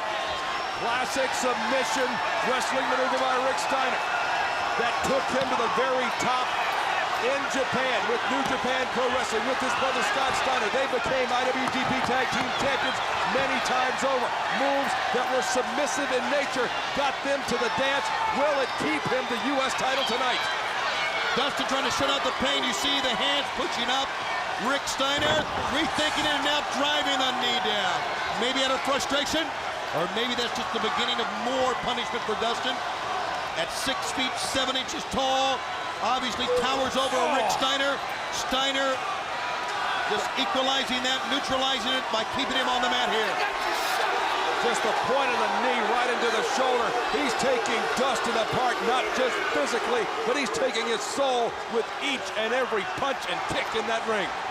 Look at the frame of Rick Steiner. Look at this wide base, the strength in the legs, and the muscular back from this angle. Look at that. And now the arms. And no, Dustin Rhodes, he can't get to his feet because that half grab, and now he's trying to get out of this rear chin lock. Look at the tension on the neck of Dustin Rhodes, and the fans are still with Dustin, wanting the Texan to come back again. And here comes Dustin Rhodes. Steiner can't believe it. The amazed look on his face. Dustin, wow. Out of desperation, a jawbreaker. Both men hit hard that time. Dustin maybe has an opening here. Steiner thought the match was over. What's going through his mind now? He thought he was done. Here we go, backslide. 1, 2, new champion out. Oh, so close to a new champion. Oh, man, another Steiner line, and Dustin dropped like a stone. Oh, that high impact means nothing if you get beat with a wrestling move. After the Steiner line, beauty and combination, no. Somehow Dustin rolled the shoulder. Why is Rick Steiner going to take it out of the referee? He needs to focus on a double top Texan who's about to get back to his feet. Oh! Boy, Scott, easier said than done here. Here comes Dustin again, but Rick Steiner cuts him off at the pass, so to speak. Try to power slam. Dustin, very slippery. Got a back elbow. Dustin waited on him. A clothesline of his own. He took the back elbow and sacrificed himself to lure Steiner into that lariat. And oh, did Steiner pay a price? Both men are down. There's a word that we use as wrestling announcers, as wrestling fans, and that is stiff. And this is a stiff match. Both men pushing it to the limit here, Scott. They can match stiff for stiff. Steiner was up, but Dustin cut him off. Blocked it again. There's another right hand. How many people can say they have rocked the head of Rick Steiner with right hands? He did it. Rick Steiner sends him in, ducks low. Head first to the mat. Dustin Rhodes. He's back to his feet. Oh! And a right hand staggered Rick Steiner. Gonna shoot him across one more time. Dustin waits on him up top. Ooh! Inverted atomic drop. You can see the pain. Oh, across Steiner's face. And a follow-up clothesline. 1, 2. No, sir. As great as those Steiner lines have been, that may have been the best running clothesline, lariat, if you will, of the night. Well, Rick Steiner is tougher than a pine knot. You're gonna have to really take him out. Bulldog. Steiner rolled out. It was a great move by Steiner to get out of the ring for the Bulldog. And now he's on all fours and he's barking. You can't win this matchup outside. Hang on! No, hang on, Tony! No! Dustin Rhodes and Rick Steiner tearing each other apart in Nashville. Uh-oh, a steel chair. It's broken down here now, Scott. Oh, it's been broke, Tony. I don't mind telling you, Rick Steiner. Look at Steiner begging off of Dustin. Have we seen that before? Billy Silverman definitely trying to the referee taking the chair. Dustin was going to finish him off. Trying to restore order after this crazy matchup we've seen. Dustin Rhodes still has the chair. Wait a minute, What's Steiner doing? What on earth? Steiner just ripped apart the turnbuckle. Turnbuckle pad And the steel turnbuckle is now exposed. And look at this. He's shielding the turnbuckle. It's now a weapon. He's shooting away from Dustin. Ooh! Dustin doesn't realize it is exposed. The referee does not realize it's exposed. Well, there's a pad on it for a reason. That's about a 10-inch bolt that holds the top rope to the ring post, and it's exposed right now. Talking about exposed, Rick. Oh, no! Side of the head. That had to knock him out. He's out. He's out, and he's one. He's on the ropes. No! Steiner was on the ropes. I don't think the referee's seen the turnbuckle thing yet. He knocked him out, and he's not done. Dustin Rhodes is dead weight. No, the Steiner driver. What is that going to accomplish? The man's out cold. Rick Steiner is still the U.S. champ, and I can't believe, well, maybe I can, that he would win it this way. Anybody in Nashville? You want some? Come get some. You don't like me? What a physical, brutal U.S. title matchup this was. Dustin Rhodes finally coming to here. Oh, no, wait a second. You don't like me. The referee got involved. Now Dustin Rhodes, out of anger. Wait a minute. Frustration. Oh, Rick Steiner hung out to dry. There's life in Dustin Rhodes. The match is over. Rick Steiner will retain. Oh, please. Oh, please. Good night, Irene. Not through the uprights at the University of Michigan. Is he going to make the PAT? Steiner has no doubt. Good night. He'll be singing soprano at the Ryman Auditorium. Dustin Rhodes is not the champion, but he won the end of that fight. Let's go backstage.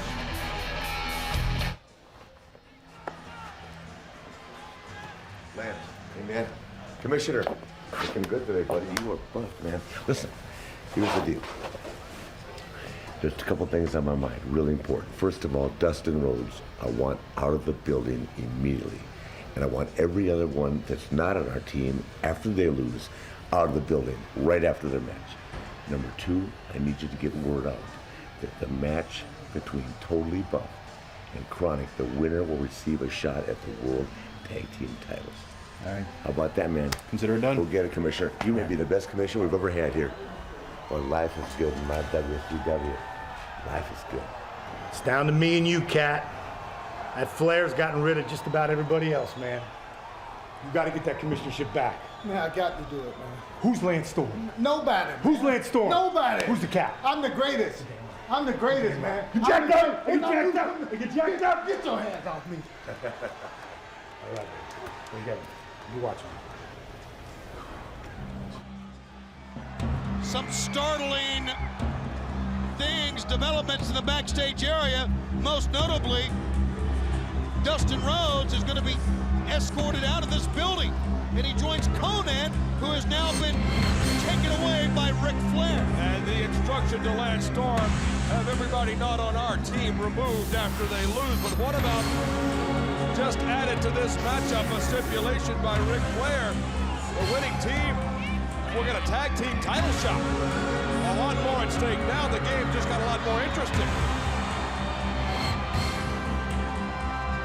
Well, we still don't know. I mean, Brian Clark, we know the rules were no substitutions. Brian Clark said he was released to wrestle, and Lance Storm, the commissioner, was not so sure of that.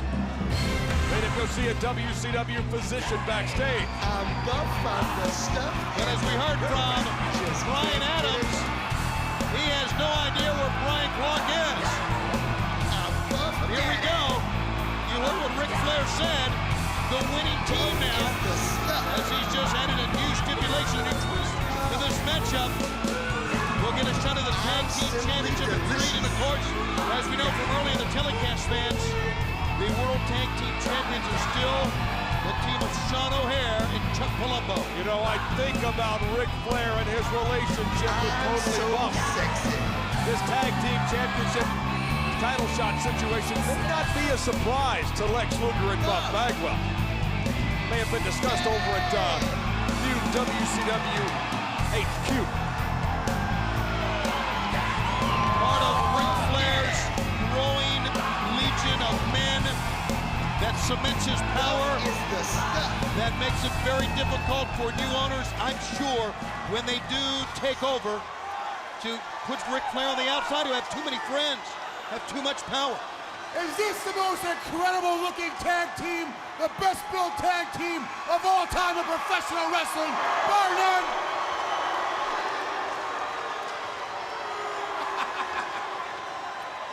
And we are now part of the most elite group that's ever been formed in the sport of professional wrestling. Behind the mastermind, the nature boy himself, Ric Flair.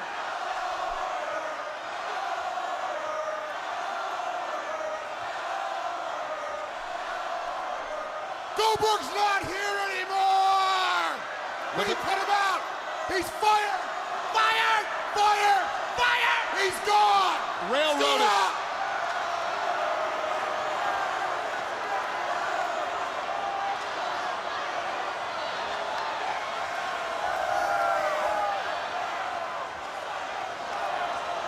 Now, before I was so rudely interrupted, we have formed Buff, the Total Package, the Chosen One, Jeff Jarrett, Rick Steiner, the Flagship, Big Papa Pump, the Genetic Freak, Animal, one half of the greatest tag team of all time, and the mastermind behind all this, the brains, the man who will bring this elite group and WCW along with it as the premier group ever in our sport, the Nature Boy. Woo! Woo!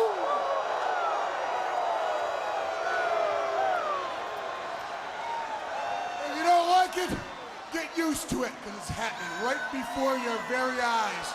Tell them about the match tonight. First of all, sit down and shut the hell up. If I hear one more Goldberg chant, we're freaking leaving. So shut up. You know it. We know it. We put the big ball-headed goof out of the business forever. He's fired. Now let's talk about Chronic. All we gotta do tonight is beat that stupid Chronic. Oh, wait a minute. By the way, earlier, Lex, I'm not sure if you're watching the monitor or not, but Brian Clark has not been released. In other words, you bring yourself down here, Brian Adams, and we will kick your ass. And you know why? I said, do you know why? If we win, we go to Greed for a World Tag Team Championship to those two stupid other goose. I don't even know their name, it don't even matter, thanks to Ric Flair. And the reason why this is all possible is because you're out here with the Total Package and Buff Daddy, better known as Totally Buffed. Hold on a minute. He said he'd be involved that Brian Clark was not released. And I guess that what Ric Flair thinks, with no substitutions, that Brian Adams would have to wrestle both men. How does he know that? But the music of the Chronic hits. And I only see 1-4. Yeah. Oh, this That's is Brian unfortunate. Adams. Where is Brian Clark? And that's what he wants to know. He hasn't seen Clark since they both arrived in the building. Well, did he get clearance from that WCW quack backstage? Adams is out here solo. He's heading backstage. Here comes Brian Clark comes out. Yeah. Oh, I can't believe it. Totally buffed. Thought they had a plan. Brian Clark and Brian Adams. Here we go. Brian Clark and Adams together against Totally Buffed. No substitutions. They don't need them. Chronic's back together. Oh! Head first now goes Brian Adams.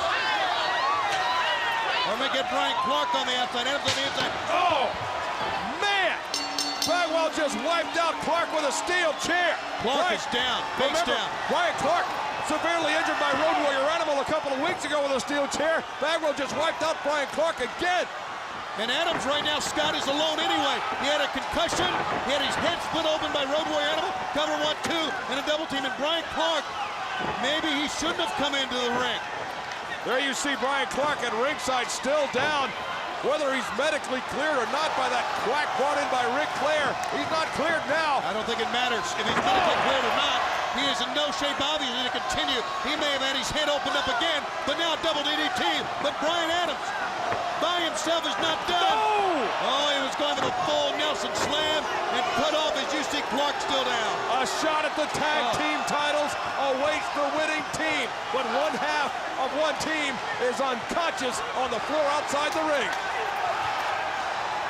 Now Buff Bagwell and Brian Adams, no person to tag in. A handicap match basically right now, unless Brian Clark somehow can get back into it, but he's out cold. Swinging that breaker Buff Bagwell. Bagwell has something to say to Clark as he covers Adams. 1-2, and what a kick out. Power reserve still left in Brian Adams. Remember the extra added on at the last moment. Stipulation by Ric Flair. The one team that wins will go on to WCW Greed after the World Tag Team Championship. Running the back, and Luger drove him down as well. This is a handicap matchup. It was, oh, hang on, Luger's on top. Gonna be enough. Which team, Chronic or Totally Buffed, will advance to get a World Tag Team title shot? Right now, the odds-on favorite, obviously Totally Buffed. And Clark is still down on the floor to the right of the ring. I mean, Bagwell caught him from behind with a steel chair, drove his head into the post. Bagwell makes a cover, and Brian Adams stays in this. You have to admire the tenacity of Brian Adams. He knows his partner is out, but he's still in there gamely fighting two of the toughest around today, and two of the most arrogant. Maybe the two most arrogant guys in WCW. I don't think there's any question about that, and you add Ric Flair into the mix. The political maneuvering, the power that he is gaining. Buff and Luger could be unbeatable here. I'm concerned about Brian Clark. He has not moved from the ringside area where he took that chair shot from Buff Bagwell. Yeah, we probably need some medical attention. I don't know. Please. He got glommed by Road Warrior Animal a couple of weeks ago. Many stitches in his head. A concussion, came back after a week off. Can you believe that? No, I can't, but Brian Clark is a tough man. But I don't know how much more he can take. Yeah, he may be severely injured out there. There you see him. Look, he hasn't moved an inch. This is grossly unfair. Let's get somebody out here. Come on. Look at this. Look at the arms and the traps, the chest, the forearms, the total package. But look at the power of Brian Adams trying to get back up. And, oh, please. This is no time for a double bicep pull. But then again, there's a bad time if you ask the total package. Oh! Adams struggling to get to his feet, to his knees. And Luger right now just toying with it. Look, he's telling Adams, come on, get up one more time. He wants him to expend some more energy to get up and then, oh, what a move! He caught him! Totally! Shut up! And now, the total package trying to make the tag and does. But Adams can't make a tag, can he? Stuck it up, yeah! He just leveled Bagwell with a clothesline. Oh, yeah! Raw power by Brian Adams that time. He needed this break. He needs to get his second win. He has momentarily staggered Totally Buffed, but Adams has no partner to tag out to. He brought him straight down on his back that time. Luger slow to get up, but Bagwell atomic drop. Base of the spine. Here comes Brian Adams, mounting a comeback. He's on fire, standing toe-to-toe with two men. Not just any two men, two of the greats. Look at this, Gorilla Press Slam, my God! Got it! What incredible spirit! What a competitive warrior is Brian Adams, but the odds caught up with it. Adams is fighting for his life. Ducked it, got him! Can you believe it? Brian Adams, solo against Totally Buffed. What he's got to do He is trying to get rid of one of them and end it quickly. See, he That's cannot Luger. take two of them on. He cannot do it. As great, as powerful, the tenacity you talked about, Scott, as great as Brian Adams is, he cannot take two men on with Clark still out cold, thanks to that chair shot by Buff Bagwell at the ringside area. Oh, no. Oh, man. Double team Adams. blockbuster coming. He's fighting for his life. Oh, he's got fighting the out of chin. it. He's fighting out of it from the top. Belly to back. Got it. Adams, so much fight in this man. Buff was ready for the... Oh, wait a minute. He caught it. He caught Buff in midair. Adams can do this. Can you believe it? Full Nelson. He's going to the slam. Hang on a minute. Brian Clark. Brian Clark. Who's that? That's Brian Clark on the stage. Then who's that in the ring? Good night. That's Mike Awesome. It's Mike Awesome. What in the world? That was awesome. That was on the floor the entire time.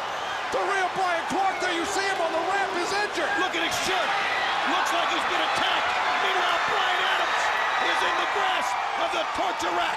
There's nothing he can do. The referee was down as well. What is going on? How did Mike Awesome get in this mix? Oh, no. But Adams still fighting solo. Oh, the blockbuster. Snap the neck, covers the man, and wins it. So unfair. This is 3-on-1. It was another Ric Flair railroad. Of course it was. Everything is. And now Clark struggling to get to the ring. Look at that. Where did all this come from? Clark obviously had the release, the doctor's release that he needed to wrestle, and then a mere weeks after he was bludgeoned with a steel chair, he's attacked once again. Think of how elaborate that plan had to be, Tony. You had Mike Awesome dressed up as Brian Clark. You had this black position backstage. Now you can see it crystal clear. That's Mike Awesome dressed, as Brian Clark with the overhead release German suplex. That is one of those eerie scenes we will see in WCW. Mike Awesome as Brian Clark, while the real Brian Clark struggles at the Buff blockbuster. After everything else Brian Adams fought through, it was the Buff blockbuster and a 3-on-1 that cost him the matchup. A totally Buff is going to get a tag team title shot. It's very apparent that the WCW doctor was just a swerve, of course. That Lance Storm was in on it, and that Chronic, deserving to go on to Greed in any scenario, will not, because now it's going to be totally buffed against the team of Sean O'Haire and Chuck Palumbo at Greed for the tag. You know who else was involved in this? It had to be our commissioner, our illustrious Canadian commissioner, Lance Storm, who split up Chronic and directed Brian Clark to that quack WCW. I don't even know if it exists backstage, that doctor that split up Chronic and started that process in motion.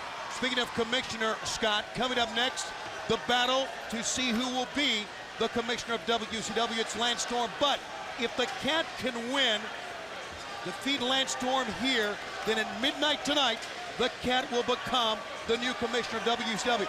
This is a very important matchup, fans. I don't have to tell you that, because if the Cat can win, he will balance the power of a runaway boss. The Nature Boy Ric Flair is more and more powerful as time goes by. Let's go backstage. Nice job, guys, but you're done for the night. It's time to go. Get these guys out of the building. It's time to go. Where's your bag? What about it, please? It's time to go. Let's go. Hang on! Lance Storm, the commissioner, tried to send him to the bricks, and they did not take that advice very well at all, and Storm got out of the way. Yeah, boy, did he take off fast. Well, now, hang on a second. Conan's been thrown out. Dustin Rhodes been thrown out. Adams and Clark, they've been thrown out.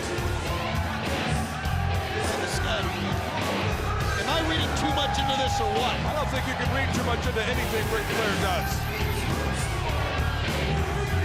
Here comes the commissioner, Lance Storm.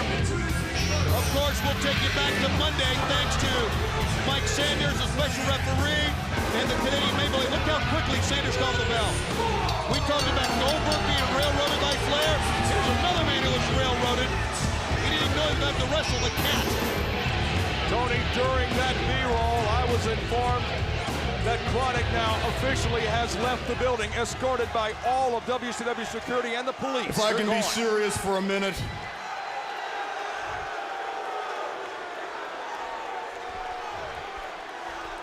I stand before you, the greatest technical wrestler in this sport and the greatest commissioner in WCW history.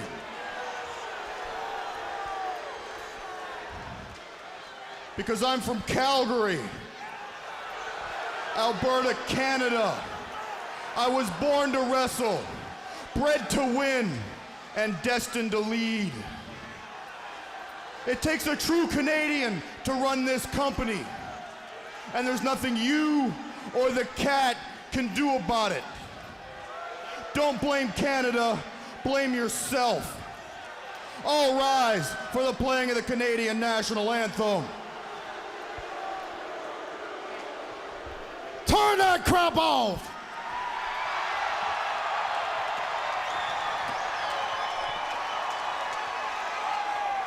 Now, I'm gonna tell you something, you fake Power Ranger. You suck as the commissioner. And I'm gonna tell you another thing. These people here, they want to see me as the commissioner.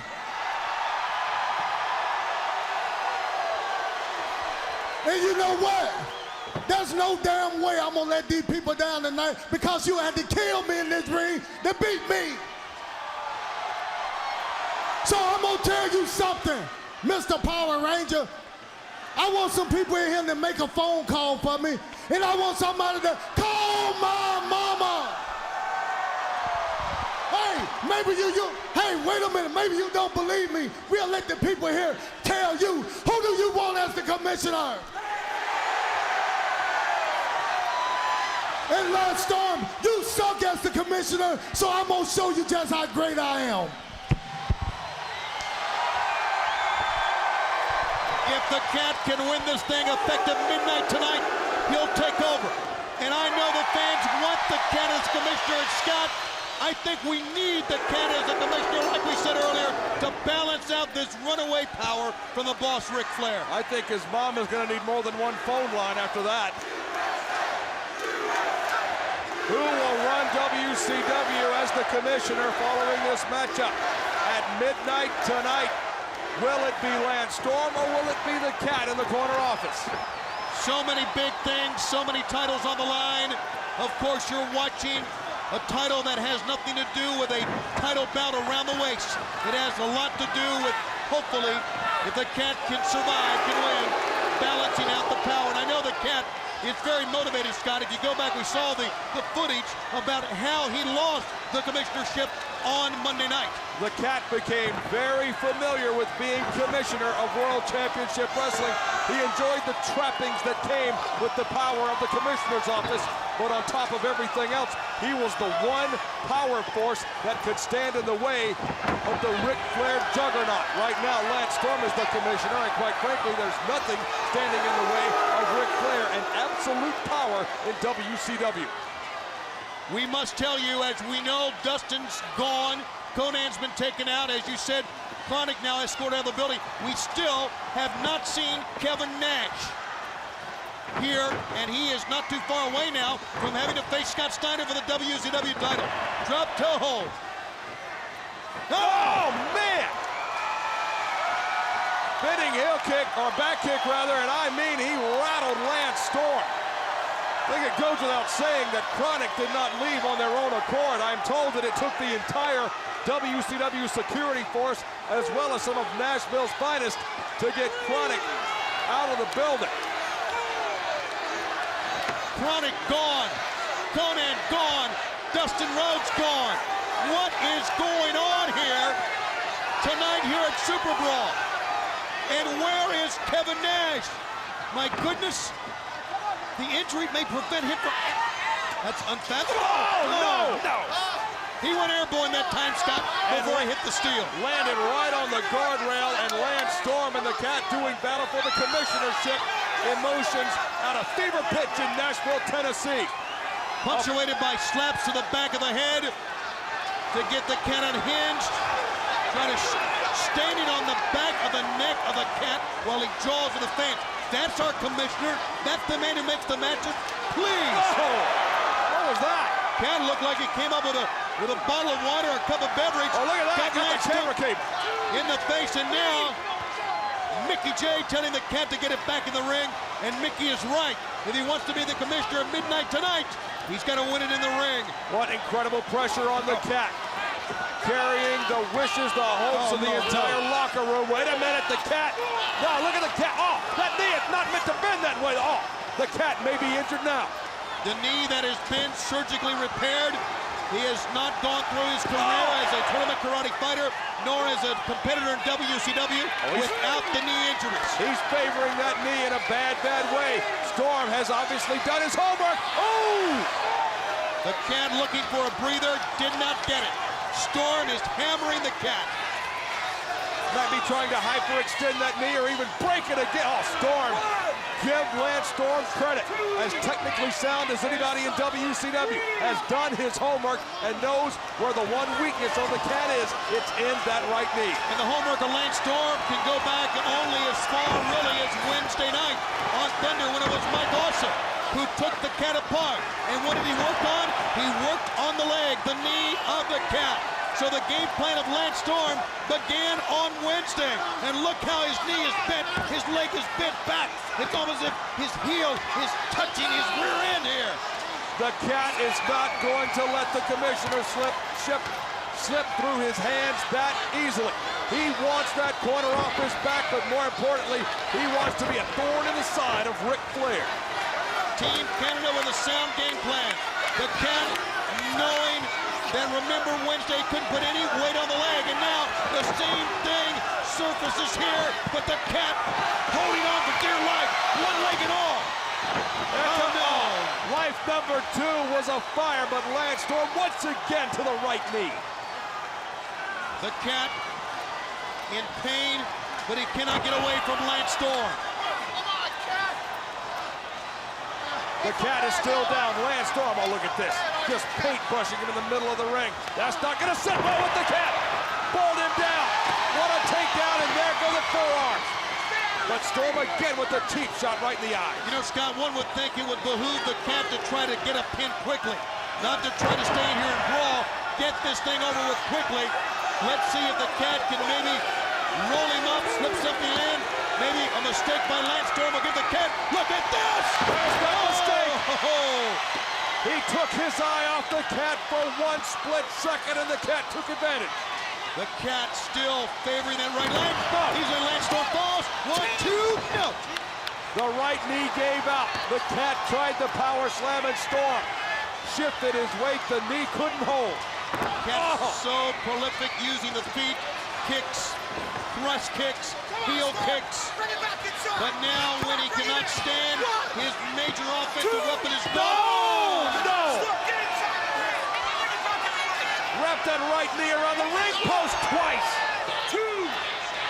Is that the type of example the commissioner wants to set for World Championship Wrestling? Well, the answer to that, Scott, would be no, but that's the type of example Lance Storm sets, and we are seeing Lance Storm now sensing a win, but the cat is firing back, even though Lance Storm smells blood. Back into the ring goes the cat, and Lance Storm sees his arch nemesis maybe primed and ready to be pinned. No! Storm, tremendous counter. Roll through. Can he get it? There he goes. Yes! Vintage Ernest Miller, the cat. What balance? Where does he get this indomitable spirit? Storm has been rocked. We're back even. Shutting out the pain is the cat, but Lance Storm's not done. Ducks low. Made him a throw. Cat is so lightning quick. Oh, yeah! From way down deep. The cat is back in charge. Storm backed into the corner.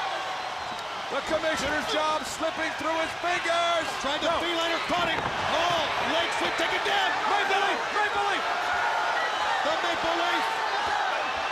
He's close to the ropes. He got it. But that damage may have been done. Scott, but maybe a mistake. Or was it? Was that the right leg? or the left leg? And look, that was the right leg. Oh, he went for the right leg, which was the damaged leg, and the Cat was able to get out of it. Integrity! Oh, and did he nail him right in the back of the head? Lance Storm is seeing Maple Leafs dance through his skull. Along with the foot of the Cat. Hang on a second. Wait a second. Sanders. Former commissioner who lost it to the Cat. What's his cause to be out here? Whoa! Oh, yeah, the lady with a paintbrush. Oh, Miss Jones. Oh, 9-point extension. What a high front kick. And now Lance Storm pointing towards. Oh! Yes! That's it! He went it. 1, 2. Yes! Yes! Yes! At midnight tonight, the Cat reassumes the commissionership of WCW. What was Sanders doing out here? We know he's a lackey for Ric Flair, but what did he have to offer? We may not find out right now because the new commissioner and Miss Jones are in a celebration mood. There is justice in WCW. The well-deserving Cat will be the commissioner in a few hours. Well, coming up next, a match that's been a tale of lies, imprisonment, and the return of an enemy. Diamond Dallas Page against Jeff Jarrett. Listen up, DDP. Chosen One, you think you're all that? Why don't you come in and prove it? Arrest him. Arrest him for assault. He hit me for no reason. I didn't do anything to him. He is Super Bowl. You're supposed to be held without bail. You boys might try something like that. Man attack. Well, that's Canyon. Canyon. Chosen One, you will feel the Listen up, you banging slap nut. You're gonna be wearing this guitar around that fat melon. The Chosen One and DDP will tear it down. God, I can't believe what I've just been told over the headset here. The Cat just won. He may assume the powers of Commissioner Midnight tonight, but Ric Flair right now is having him removed from the building as well. What? Well, it doesn't start until midnight tonight, but something is going on now. I mean, it's crystal clear. Ric Flair is up to something. It's still no Kevin Nash. I mean, in the midst of all this celebration, rightfully so, the Cat is sent out of... Yeah, Conan, Chronic, Dustin Rhodes. Dustin Rhodes, the Cat. Abuse of power. And Diamond Dallas Page, who has been a man who has spat in the face of power gone wrong, has everybody standing up doing the diamond cutter. But can he do it to Jeff Jarrett is the question. And here comes the Chosen One. Everybody's it's like 10 little Indians. I don't get this Take them out one at a time. Acoustic equalizer in hand, Jeff Jarrett in front of the hometown crowd. Whoa, wait a minute, DDP. Now I know you're just dying to get your hands on the Chosen One. But last week, you threw out a challenge, and I think you got just a little bit of unfinished business that you need to take care of. And in case you forgot, let me refresh your memory. So Slapnut in the truck, roll the footage. Yo, Canyon, anywhere, anytime. Yo, Canyon, anywhere, where, anytime. Canyon, anytime, anywhere, where. Yo, Canyon, anywhere, anytime. Yo. Anywhere, anytime. You see, DDP, your big fat mouth wrote a check, and now your old decrepit body is gonna have to cash it. Flair, I just talked to him in the back, and he put his seal of approval on it.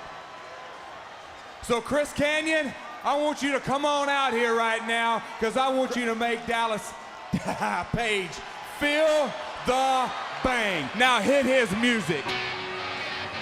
His music. Chris Canyon. Hang on a minute. Hold on. He was underneath the... How did he get underneath the ring? He's not coming to the stage! My God! Kanyon! Chris Kanyon in the ring! Oh, man! What a discus lariat from DDP! What about Jarrett and DDP? It's a match we talked about. It's a match we saw a feature on. Diamond Dallas Page, I know he's in anytime, anywhere, and you know he'll take the fight to him. But Diamond Dallas Page, with his enemies surrounding him. In no way, shape, or form did Diamond Dallas Page mean tonight at Super Brawl Revenge to face Kanyon. Not when he's got a match booked against his arch enemy, Jeff Jarrett. And he prepared for Jeff Jarrett. He scouted Jeff Jarrett. Diamond Dallas Page, a fighter who will back down from no one, and he is taking the fight right to Kanyon. There's a deeper issue. He won't back down from anyone, especially someone he hates as much as Kanyon. 2, and Kanyon barely got out in 2. Page wants to end this quickly. He must hit it. Fans, I want to tell you there have been some mind-boggling developments going on here tonight. Flair has gone nuts. At the hands of Ric Flair, now Jeff Jarrett, and Chris Kanyon hammering Diamond Dallas Page, and still no Kevin Nash. What's going to happen? What's going to happen in that world title match? The rest of WCW Super Brawl Revenge, your guess is as good as mine. With what Ric Flair has shown us tonight, anything can happen. Page just right into the guardrail. Where is Jeff Jarrett? Wasn't the match supposed to be Page and Jarrett? Why is this being allowed to happen? I guess. Wait a minute. What is Kanyon doing? Oh my God! Oh no! He'll break his arm. Oh my! He could have crushed that man's skull. Good night. Is Page conscious? That's gotta be it. Come on, let's end this thing now. I don't think Diamond Dallas Page. He's cutting. He's opened the side of his head. That steel steps cut the side of his head, and I think that may be the mildest thing that happened right there. He may have a severe concussion. Look at this. He cannot even get to his feet now. Can DDP? Oh my God. Oh no. Oh man, come on from the apron. Oh, Kanyon with a surge of power. Kanyon hit hard, but he got him up and over and down. Diamond Dallas Page has been severely lacerated, no doubt, from that showstopper on the steps earlier by Kanyon. 1, 2, no! Page kicked out. The hatred that builds in DDP boiling to the surface, and Kanyon better realize that it's going to take a lot to put DDP down tonight. It may take a lot of loss of blood, and that may happen here. Where is Jarrett? Remember Kanyon. We can take you back as far as last May when we were in Kansas City in the frightening fall that he took off the top of the Ready to Rumble cage. Oh, here we go! And then the vigil by Diamond Dallas Page in the hospital. All for naught because he turned on Page. Page remembers all of it. Page walked away from WCW. Northern Lights, 1, 2, and Page barely escaped. How on earth? The referee's hand was inches from the canvas, and Page somehow kicked out. Oh, Page has really been opened up on those steel ring steps. The blood is trickling into the eye, into the left eye of Diamond Dallas Page, obviously restricting his peripheral vision as well as the entire vision in that left eye. Just dangling one. Oh, no! The innovator of offense comes up with another one there. On the back of the head of Page. 1, 2, Page. That was instinct right there, Scott. That's all that was. A surge of energy through DDP's body to get out of it. And, a surge by Kanyon and a swerve by Jarrett. Diamond Dallas Page has trained and trained and trained to face the Chosen One tonight at Super Brawl Revenge. Remember all the stuff that went down with Jeff Jarrett having Diamond Dallas Page incarcerated. That's how low he stooped. He wanted Jarrett. He'll take Kanyon right now, but he wants the Chosen One. Losing a lot of blood is Diamond Dallas Page. The referee's got to monitor this. Page comes back and there's a twig and neck breaker. Here we go. Huck come. 1, 2, and no! What resiliency! What fight in DDP? The face of Kanyon tells the story. What's it gonna take to keep him down? In a match that DDP was not supposed to have in the first place. He's pouring his heart and his soul. But it caught him flush in the face. Walked into it. Canyon has him up. Page fighting. Page trying to get him over. Canyon trying to balance his way, and he hammered it in the same injury. 1, 2, the same wound. 3, no, 2, other way. 1, 2, no. Page really losing a lot of blood, and you would figure a vulture like Jeff Jarrett would smell that blood and hover over the ring, but he's nowhere to be found. Both men are wiped out. Out of desperation, they spin a discus lariat, brought Canyon to the mat. Page losing a lot of blood, winded, spent, bleeding, but not done. The heart that drives him, that pumps that blood, is going to try to get him to push back up. Canyon could be the first man to his feet here. Yes, he is. Page blocked it. Fighting back against Chris Canyon. Oh, yeah! Oh, what a fighter. What a determined fighter. Where does he get it from? Into the ropes. Oh, Page got him. Cut him off. He folded him in half. 1, 2. No! Canyon kicked out of the Uranagi. I don't know how. Folded him in half. I thought it broke his neck. Page not done, but neither is Canyon. Oh! Into a sit-out type powerbomb. 1, 2. No. And Page kicked away. These men have taken everything the other has to offer. How much more can they take? Page is losing a lot of blood in that ring. A lot of emotions drive the top superstars in WCW. It's hatred that's driving these two men to do what they're doing in this impromptu match. Sit-up powerbomb. It could be out. No! Did you see Canyon's head crash into that mat in the sit-out powerbomb by Page? There's the sign of the Diamond Cutter. Hang on. Going for the Diamond Cutter. Backslide and mule kick, no. And Canyon Cutter. That's the Canyon Cutter, not like this. 1, no, Page, 2, kick out. He did. He kicked out. He kicked out. He kicked out of the Canyon Cutter. Who's he signaling for now? Oh, please. It's Jeff Jarrett. Please. Come he on. should have been out here from the very beginning. Tony, what an opportunist. He has the guitar ready. Page 1, Page 2, Page 3. No. Oh, he kicked down. He landed on the referee. Jarrett had the guitar ready for DDP. Now Jarrett's in the ring. Come on, not the stroke. The stroke on a bloodied, battered, and bruised DDP. The stroke. Billy Silverman is down. We have one referee, Scott James, who understand now with a concussion already. Not another one. And come on, Page. Can he get out from the stroke? Look at this. It's a chokehold. You see the forearm across the throat. And now, oh! The flatliner from Chris Canyon. That may do it. 1, 2, 3. A Canyon Cutter, a stroke, and a flatliner. It took all three. And it opened up high from that showstopper on the ring steps, but Canyon pinned Page. It's an old well-worn term, a cliche, but it's a travesty of justice. We have seen it over and over again, from Ric Flair's dealing to the back and throwing his enemies out of the building to what Diamond Dallas Page is having to do. And look at the blood of Page on the arm of Canyon. So what now? Look, it wasn't your Diamond Cutter or your Canyon Cutter that put him out. It's calling like you see it. He's gonna call something. He's grabbed the mic.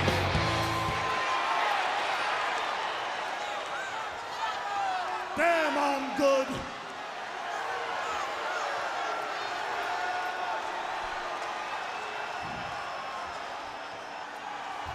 Who's better than Canyon? The next match is one for, I don't know, 2-hour time limit. Introducing first, the former master of the Diamond Cutter, Diamond Dallas Page. His opponent, he is not a former two-time heavyweight champion. He's a former four-time heavyweight champion of the world, the chosen one, Jeff Jarrett! This is sick. Gotta be kidding me. How much can one human being take? A 2-hour time limit? Is this legit? Is this legal? There is such a call. Jarrett said that Flair had signed off on this nonsense. And you called it right, Scott. Nonsense. That's all it is. Page is doing all he can in the ring. Look at this. He's holding onto the top rope to try to pull himself up. Page can barely stay. Yes, he can. Diamond Dallas Page, with all the guts, with all of the effort to get to his feet, bloodied and oh, how long did he go? We went, 10, 15, 12 minutes with Kanyon, and now here's the match he was scheduled for. This was the one he trained for. This was the man that had him locked up. Oh. Jeff Jarrett, but Page literally bloodied and battered and bruised by Kanyon. And Jarrett is fresh as a Tennessee morning is what he is. Over the top, giving chase to Diamond and Dallas Page. Page, I want to tell you right now, he's not running away from this fight. He's just reeling. His equilibrium's gone. He doesn't even know where he is. He's getting pummeled by Jeff Jarrett. Oh! Into the wall in the arena floor here at the auditorium in Nashville. Oh, and Page fights back. You're going to have to fight, Dirty Page. Look at what they've done to you. Yeah, you're going to have to fight. Forget about it being a wrestling match. As soon as we saw Kanyon, as soon as we heard the comments from Jarrett, we knew that Page was not in a regular wrestling match. And he talked about it earlier. If you take a look at this capacity crowd watching on, and this battle literally rages on. He talked about it being during the pregame show, one of the fights of his life, what he thought about, prepared for. Going against Jeff Jarrett was a big-time challenge for Page. And Page and Jarrett, whoa, hang on.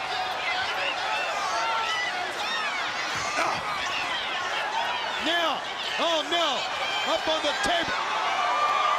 Where does he get this from?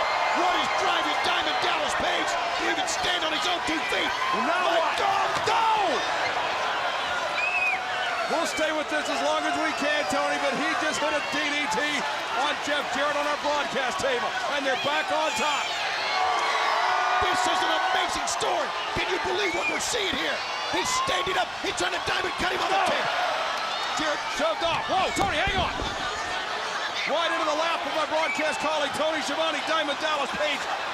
A bloodied and battered mess, and Jeff Jarrett has grabbed a steel chair. Page doesn't know where he is. Jarrett, no! Oh! Cut him off right in the ribs. And DDP has been staggered. How much more can this man take? Jarrett again with the chair. Oh, got him one more time. Those ribs have been injured and taped so many times. You're right, Tony. Scotty, Diamond Dallas Page's heart was beating. And that's about the only thing I can say for him right now. Oh. Jarrett putting the boots back to DDP. How much more can this man take? Look at Jarrett. This sick thud in the hip pocket of Ric Flair. Put this swerve on Diamond Dallas Page, bringing out Chris Kanyon, who just pummeled DDP and left him like a ball on a tee. And now Jarrett is hitting the long drive. 1, 2, no! Can you believe it? A testament to what drives Diamond Dallas Page. Anyone else would have rolled up into a ball and died right now. He is still on his feet. Oh, yeah! Down goes Jarrett. Discus Lariat, where does he get it from? But boy, did it stagger Jarrett. Jawbreaker. Yes, sir. You think Jarrett wants to win more in his hometown than anywhere else against a man that's become his arch enemy? Jarrett, back to his feet. DDP still losing blood. That left eye of Page, all but useless to him now. Has to be filling with blood. Sleeper hold by Jarrett. And now the sleeper. And now the more he fights with that blood with the previous match, you gotta wonder, is this it? Is this the coup de grace? Look at this. Page is going down. Yeah, he's dissolving it down into the mat. Certainly nothing to be disappointed about in his performance tonight, considering exactly what was done to him. The elaborate plan that went into this hoax perpetrated by Jeff Jarrett, claiming that he would wrestle Page and bringing out Chris Kanyon. 1, 2, and no! God, he came up. And you know his body's got to be begging for an excuse to shut down. It's all instinct by Diamond Dallas Page. That says it all. Look at that scene. Look at his eyes. He's done. That says everything. There's nothing more we can add to that. He's going out. Referee checking for a choke. The eyes rolling back in his head.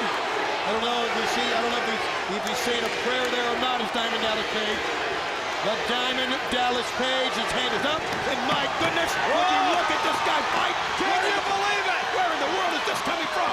DDP has fought back to his feet out of the sleeper. The back elbow on Jarrett. We are seeing a man push to a new edge. Oh, look at this. No. He's out again. And yes, the sleeper for Page. No, Jarrett got out of it quickly. Page, not much. No! In the air, he got on a desperation DDT. He just never quits. Diamond Dallas Page. Is that all he has? He only has to get one hand on his chest. He doesn't know where he is. But the same is true for Jarrett. Both men are spent. Look how close these bodies are. These superstars are. One hand would be all it takes. Less than 12 inches away to just roll over and pin him. What incredible conditioning by Diamond Dallas Page. Taken to the limit by Chris Kanyon. And now in there with Jeff Jarrett. Yes. Page is on top. Yeah. 1 and 2 and 3. No. Oh, is that a heart stopper in Music City or what? And blocked. Page. Vince, I have no idea what part of his body this is coming from. His heart should have stopped a long time ago. Head first. Page with a resounding thud, sending the head of Jeff Jarrett in. Oh, what a battle. What a testament to a fighter. What a defining moment in a man who's already defined his career. Belly to back. Belly to back. Cover. 1, 2, and no. Jarrett got the right shoulder up. Page did not press the shoulders that time. Diamond Dallas Page should bottle this energy that he has. Boundless energy by DDP. Belly to belly. Oh, yes. 1, 2, and no. The left shoulder, a free rein to get up that time, Scott, because he did not have another press. Page is pulling out all the stops. You know he's got to be dazed. He's got to be wondering where he is. It's instinct. The former world champion has another former champion. Face first pile driver, that may do it. Page on top. There's a good press that time. 1, 2. What's that? Whoa, hang on. Kanyon. Oh, please, would someone take a ball bat and knock that maniac out? Chris Kanyon. Yet more of this swerve perpetrated by Jeff Jarrett and Rick. Oh, Jarrett from behind with a chair. No! He can't take that. My God, he can't take that. That's got to do it. He's got to live to fight another day. He's got to live is what he's got to do. No, please let this be all two. No! My God! Diamond Dallas Page kicked out of a full force chair shot. When is enough enough? Did you see the face of Jarrett? That's a no. Chair shot, 2 matches, face first to the steel steps. My God! He did it! Yes! He did it! Diamond Cutter! Diamond Cutter! Cover him up! 1, 2! He's gonna win it! Yes! Yes! How did he do that? Would someone tell me how he did that? That is a performance for the history books. Diamond Dallas Page took everything 2 of the best had to offer, and look at that! His arm is raised in victory. They are staining his one, and when this auditorium in Nashville, many of them in disbelief, but most of them saluting. One heck of an effort from Diamond Dallas Page Here's some of what went down at the very end. He was aiming for Page and wiped out Canyon. Thank goodness there is some justice. And Jeff Jarrett never saw it coming. The Diamond Cutter. After all that, DDP got the 1, 2, 3. Diamond Dallas Page is your winner in more ways than one. Fans, this will be a moment that we will never forget in the WCW pay-per-view history books. You gotta agree with that. But we still don't know where Kevin Nash is, and we don't know if he can even wrestle. But we know he's scheduled against Scott Steiner, and that is scheduled next. Nash, what are you doing? Kevin Nash looking for retribution. Looks like I'm the #1 contender. I'm Big Papa Pump. I don't think it, I break it. Nothing less than a collision between two of the most successful ever in WCW. They both feel they can win the match. I'm gonna get Steiner. I'm gonna take his belt. I'm gonna make things right around. As far as you, Kevin Nash, stop thinking about winning and think about surviving. Steiner! No, with a lead pipe! He's gonna do more than break his leg. He's gonna crush his knee. Will Kevin Nash be able to see the title match at Super Brawl or not?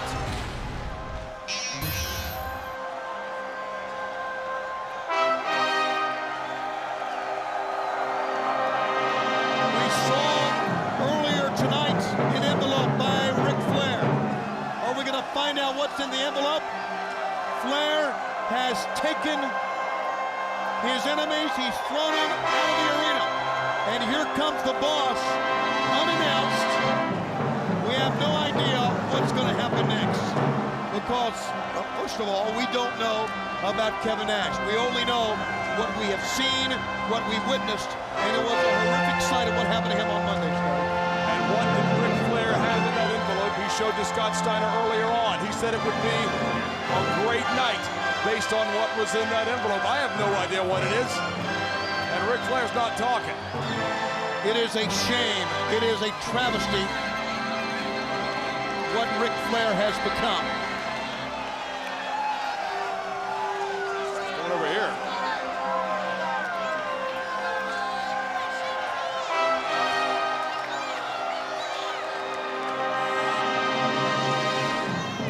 I'm here tonight to make this thing go. The World Championship is on the line. And the greatest champion, Big Papa Pump, is coming out the door. What's in the envelope? Don't worry about it. Don't worry about it. We saw Don't worry about it. You said it could change the company, could change You the... will find out soon. Ladies and gentlemen, from Nashville, Tennessee, it's time for the WCW Super Brawl main event of the evening. For the undisputed WCW Heavyweight Championship of the World. Are you ready? Music City, USA, are you ready?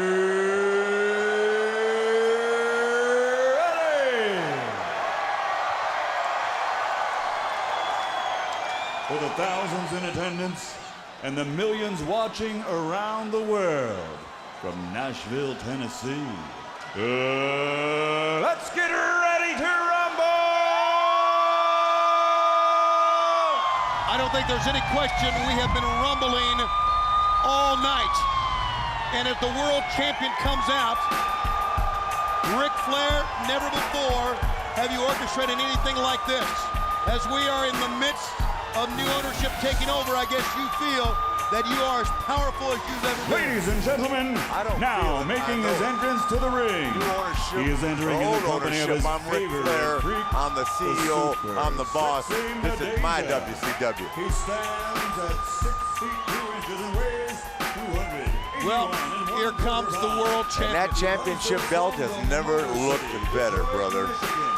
He is known the world over for his massive peaks, his overwhelming power, and his devastating Steiner recliner.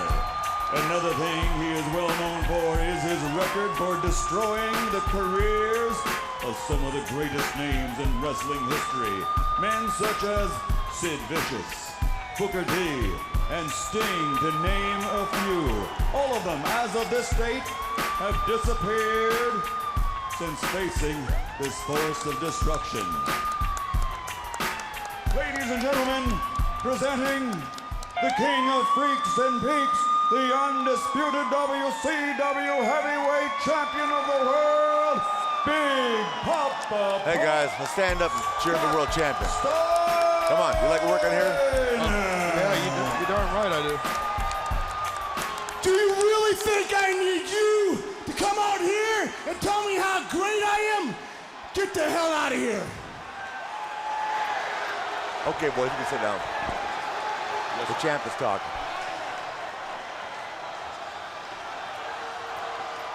You see what Michael Buffer was trying to say? I took out Sting, put his ass in the hospital. I took out Booker T. And I gave Goldberg the worst defeat of his career, and he wasn't tough enough to stay in this sport. Now, in case everybody has forgotten what I did to Sid Vicious, and everybody see on the B-roll how I broke Sid Vicious's leg. Oh, God, no. I don't want to see this. Show it again.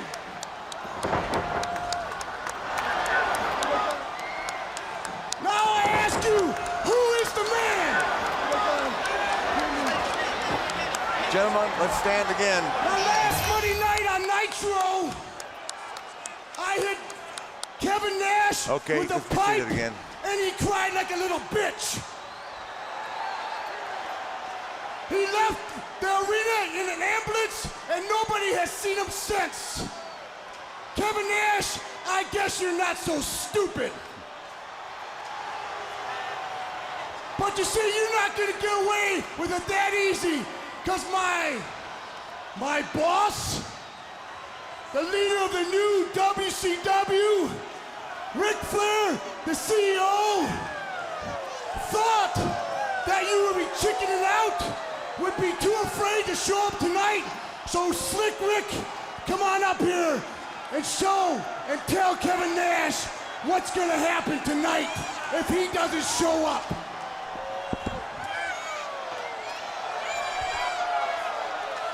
Now hang on here. What's going on? What type of outlandish plan is this? What in the world are we witnessing? We haven't seen Nash. Champ, here's the deal. We are the greatest wrestling organization in the world. We want to always give you the best. So tonight, not only is the World Heavyweight Championship on the line, but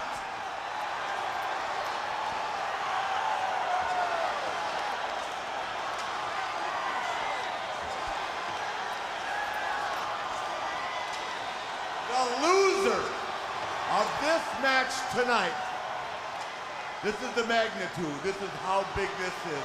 The loser of this match tonight leaves WCW forever.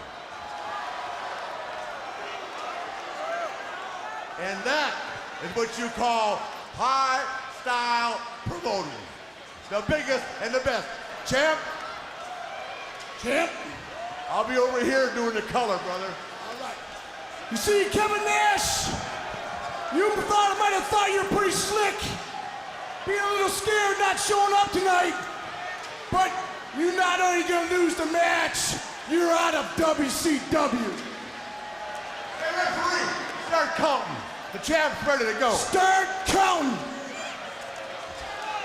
This is just wrong. It's the worst thing you've ever. No, what this is top flight. It's the worst thing you've ever done. What you'll do is be there and watch the champ here. Hang on. What music is that, boss?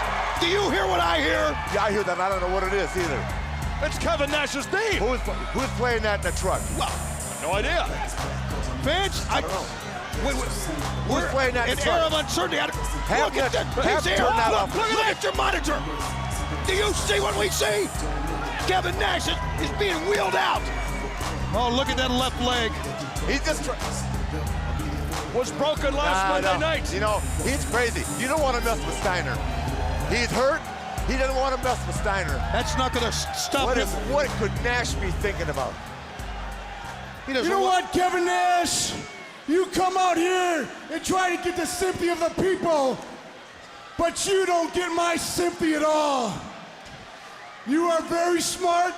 You see what I did to Sting, Booker T, Goldberg, and Sid Vicious. And if you would have been man enough, I would have did it to you. Start counting again. Nash, I got to give him credit. He's got a lot of gonads to come out here tonight. He's got a broken leg. Pump. You got. Does he realize how much danger he is in just being here? My God. What? Look at that! Look at that! It's a miracle! No, champ! Got it!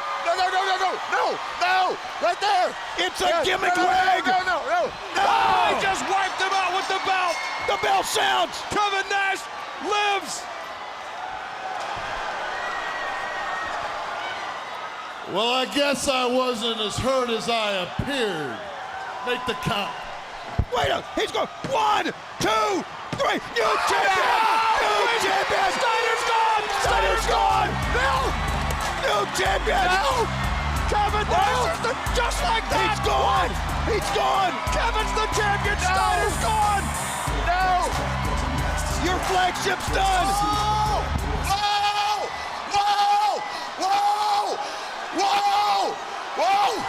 Whoa! Get on! Whoa!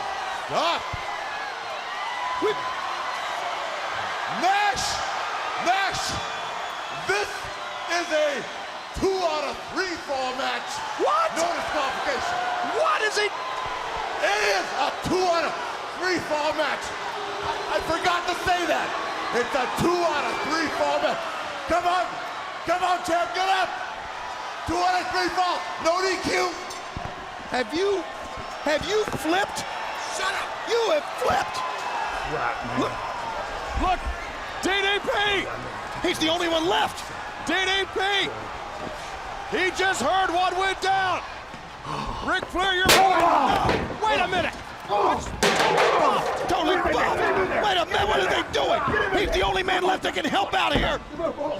They're locking him in an anvil case. Good night. Can you believe what just happened? I can't believe what you just said. The champ said. just got hit with a metal belt. He's bleeding. My God, this is not. He beat your champion. He lost the match. He should be the world champion right now. He did not beat my champion. He didn't even touch my champion. It's a 2 out of 3 fall match. My God. Scott Steiner is bleeding profusely. And From unfortunately, being hit by a metal belt. Here, Kevin Nash, 1, 2, There.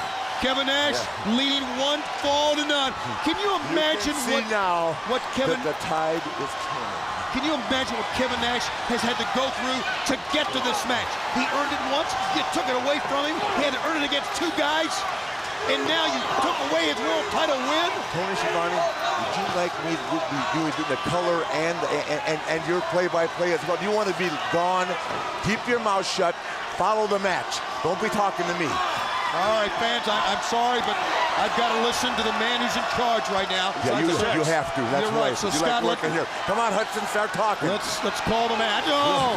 Come on. 1 fall in favor of Kevin Nash. I hope that's right. You never know, they might change that one. He pinned him 1, 2, 3. And now he has to pin him 1 more time, but it's really not about pinning 1 more time. Look at Madeja. Come on. Super freak. Sacrificing herself. Oh, no! He got in the pipe. He got in the cranium by a lead pipe. That's a champ.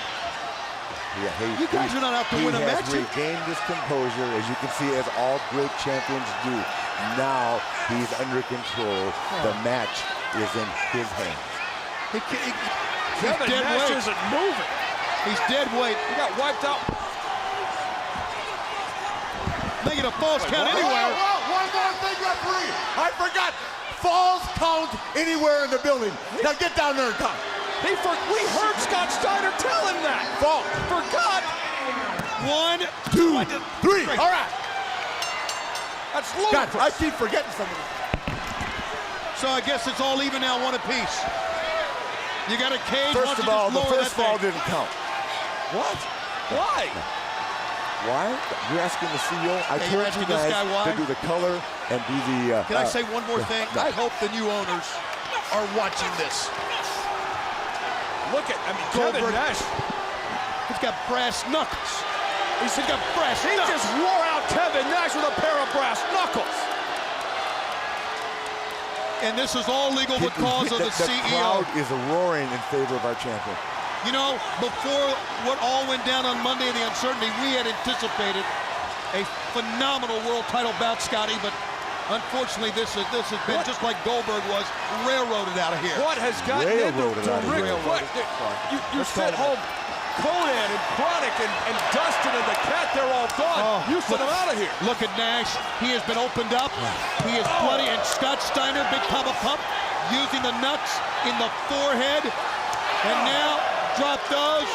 Oh, Nash goes down. I wonder if that may be from that lead pipe shot also. It's amazing what a great wrestler can do to a 7-foot giant. Scientific wrestling, power, strategy, that's what Scott Steiner's all about. There's no question. He doesn't need all of this. Lead pipe, belly to belly. One. Here we go. Two. No. He's up. We're tied at 1 fall each. 2 out of 3 falls matchup, and now we find out that falls count anywhere. As magnificent Look of an at the athlete, champ now. as magnificent of a world champion as Scott Steiner is, he doesn't need a lead pipe. He doesn't need brass nuts. We know that. The loser will leave World Championship Wrestling. The loser is out of a gig. The stakes have never been higher in the history of this company. I don't care who the new owners are or not. This is big time. This may be the best pay-per-view I've ever seen. And this championship match, the people are on the end of their seats, brother. This is a huge stipulation. The loser of this match leaves WCW. Come on. What arrogance Look at the being condition. shown. He could have done it right there, right? He could have pinned him right there, but you know, Scotty likes to show him who he is once in a while. Just right now, just hammering Nash like no one has ever done before. The genetic freak, Big Papa Pump. The fans on his case, you see bleeding from the bridge of the nose. Pickup of Kevin, and look how he's handling a 7-foot, 350-pound guy. Cover. 1, 2, and Nash kicked out. Still life in the 7-footer. He's pinned Scott Steiner once tonight. Scott Steiner has pinned him on the floor outside the ring. It all comes down to this. This is beyond belief, mind-boggling. If you think about what Kevin Nash has had to endure. I mean, Ric Flair said it was going to be Alex Wright for crying out loud in this matchup. Remember after WCW sin, that travesty, and another one we're seeing right here, and he T-boned him that time. He dropped him on his back hard, and Scott Steiner 1 pin away. 1, 2, no! Kevin Nash fighting for his career. He knew if that hand hit the 3rd time, he was gone. He was going to be kicked to the curb, hit the bricks. He was fighting for his livelihood. He's got the nuts again. Nash blocked it. Here comes Kevin Nash. He can barely stand. Can he overcome? Can he overcome over a month of injustice? Kevin Nash stepping forward. Kevin Nash missed. Steiner is up and down. What a sidewalk slam, almost all the way through the ring to the floor. They're fighting for their career. Wait a minute, where's Ric Flair going? This time tomorrow, one of these 2 men will be the world champion, and one of these 2 men will not be in WCW by this time tomorrow. What's this? Who will be world champion? Ric Flair. Look. He's right. Madeja. Madeja's got the nuts. Nash was going for the nuts. Madeja. What else? What else? The champ. You slipped the tip. You gave a chair to the world knows champion. He knows it. Oh, God! He's dead. He's dead. Oh, my God, the top of that chair. What do you want to do to a human being? All I was going to do was take a seat closer to the ring, and the cameraman told me to get back here. You listen to a cameraman? Please. The lifeless form of Kevin Nash. No. Nash is out. Remember the stipulation, boys. Loser leaves WCW I know that, forever. and he could have pinned him because he's out, and now he wants to injury. Oh, he wants to he's just choking him out. I That's think, not even the in all recliner. fairness, You're right, Scotty Steiner has told anybody that gets in the ring with him, they're going to get hurt. Look! My God, there's life! There's blood beating through the veins of Kevin Nash! Where does this come from? Can he fight up out of the Steiner recliner? Can he save his career? What an electrifying moment after what he's taken. Oh! He dumped him out! My God, he's superhuman! No one has ever kicked out of the Steiner recliner. Steiner is on the floor. Nash is in the ring. Who will survive? Who will become world champion? Who will be unemployed? Steiner back in. The panting you hear is from the boss, who doesn't know what to say next. Remember the stipulations. Oh, yeah, okay. We remember the last ones. We remember the first one. All right. Here comes Steiner. Both men bloody, blocked again. Kevin Nash. Kevin Nash. Kevin Nash. He blocked it. Kevin Nash. Jumps him. 1, 2. What in the world is that Jezebel doing? Madeja just jumped the ref. She jumped the referee. Wait a minute. Snake Eyes in the corner. Kevin Nash with snake eyes. Finally the ref. Big foot. Get your resume together, Scotty. Oh, the phone. Wrestling fans. Could this be Come on, it? champ. Here go the straps. Scotty. He's a moment away. He's a jackknife powerbomb away from taking Steiner out of WCW and from winning the title. Here it is. Here it is. Yes. Oh, yeah. Count the main out. New champion. New champion. 1, 2. And Madeja again. Gee, attack the referee. What in the world? This is criminal. This goes beyond this. Nash. He's got the girl. Good God almighty. I don't think we'll have to worry about her again. Here's the cover. 1, 2. Oh, now what? Ric Flair's got the ref. Good God, he just ducked the referee. The world has gone upside down. I have never witnessed this in my life. Nash has got the boss. Oh, and Steiner got Nash. Ladies and gentlemen, I have never witnessed a turn of events, a travesty as we're seeing. One of these two men will not be here tomorrow, and Flair has shoved the chair in. We are witnessing the highest stakes of them all. One man will win the ultimate prize.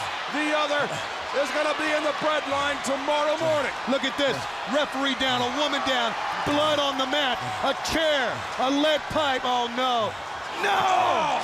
Did he have the nuts in his hand that time? He may have, I don't know. But he will not again. Oh, man! Right across the top of the head. That's gotta be it. Oh my God. Referee Mark Johnson in there. Second referee. Another, the lifeless body is up.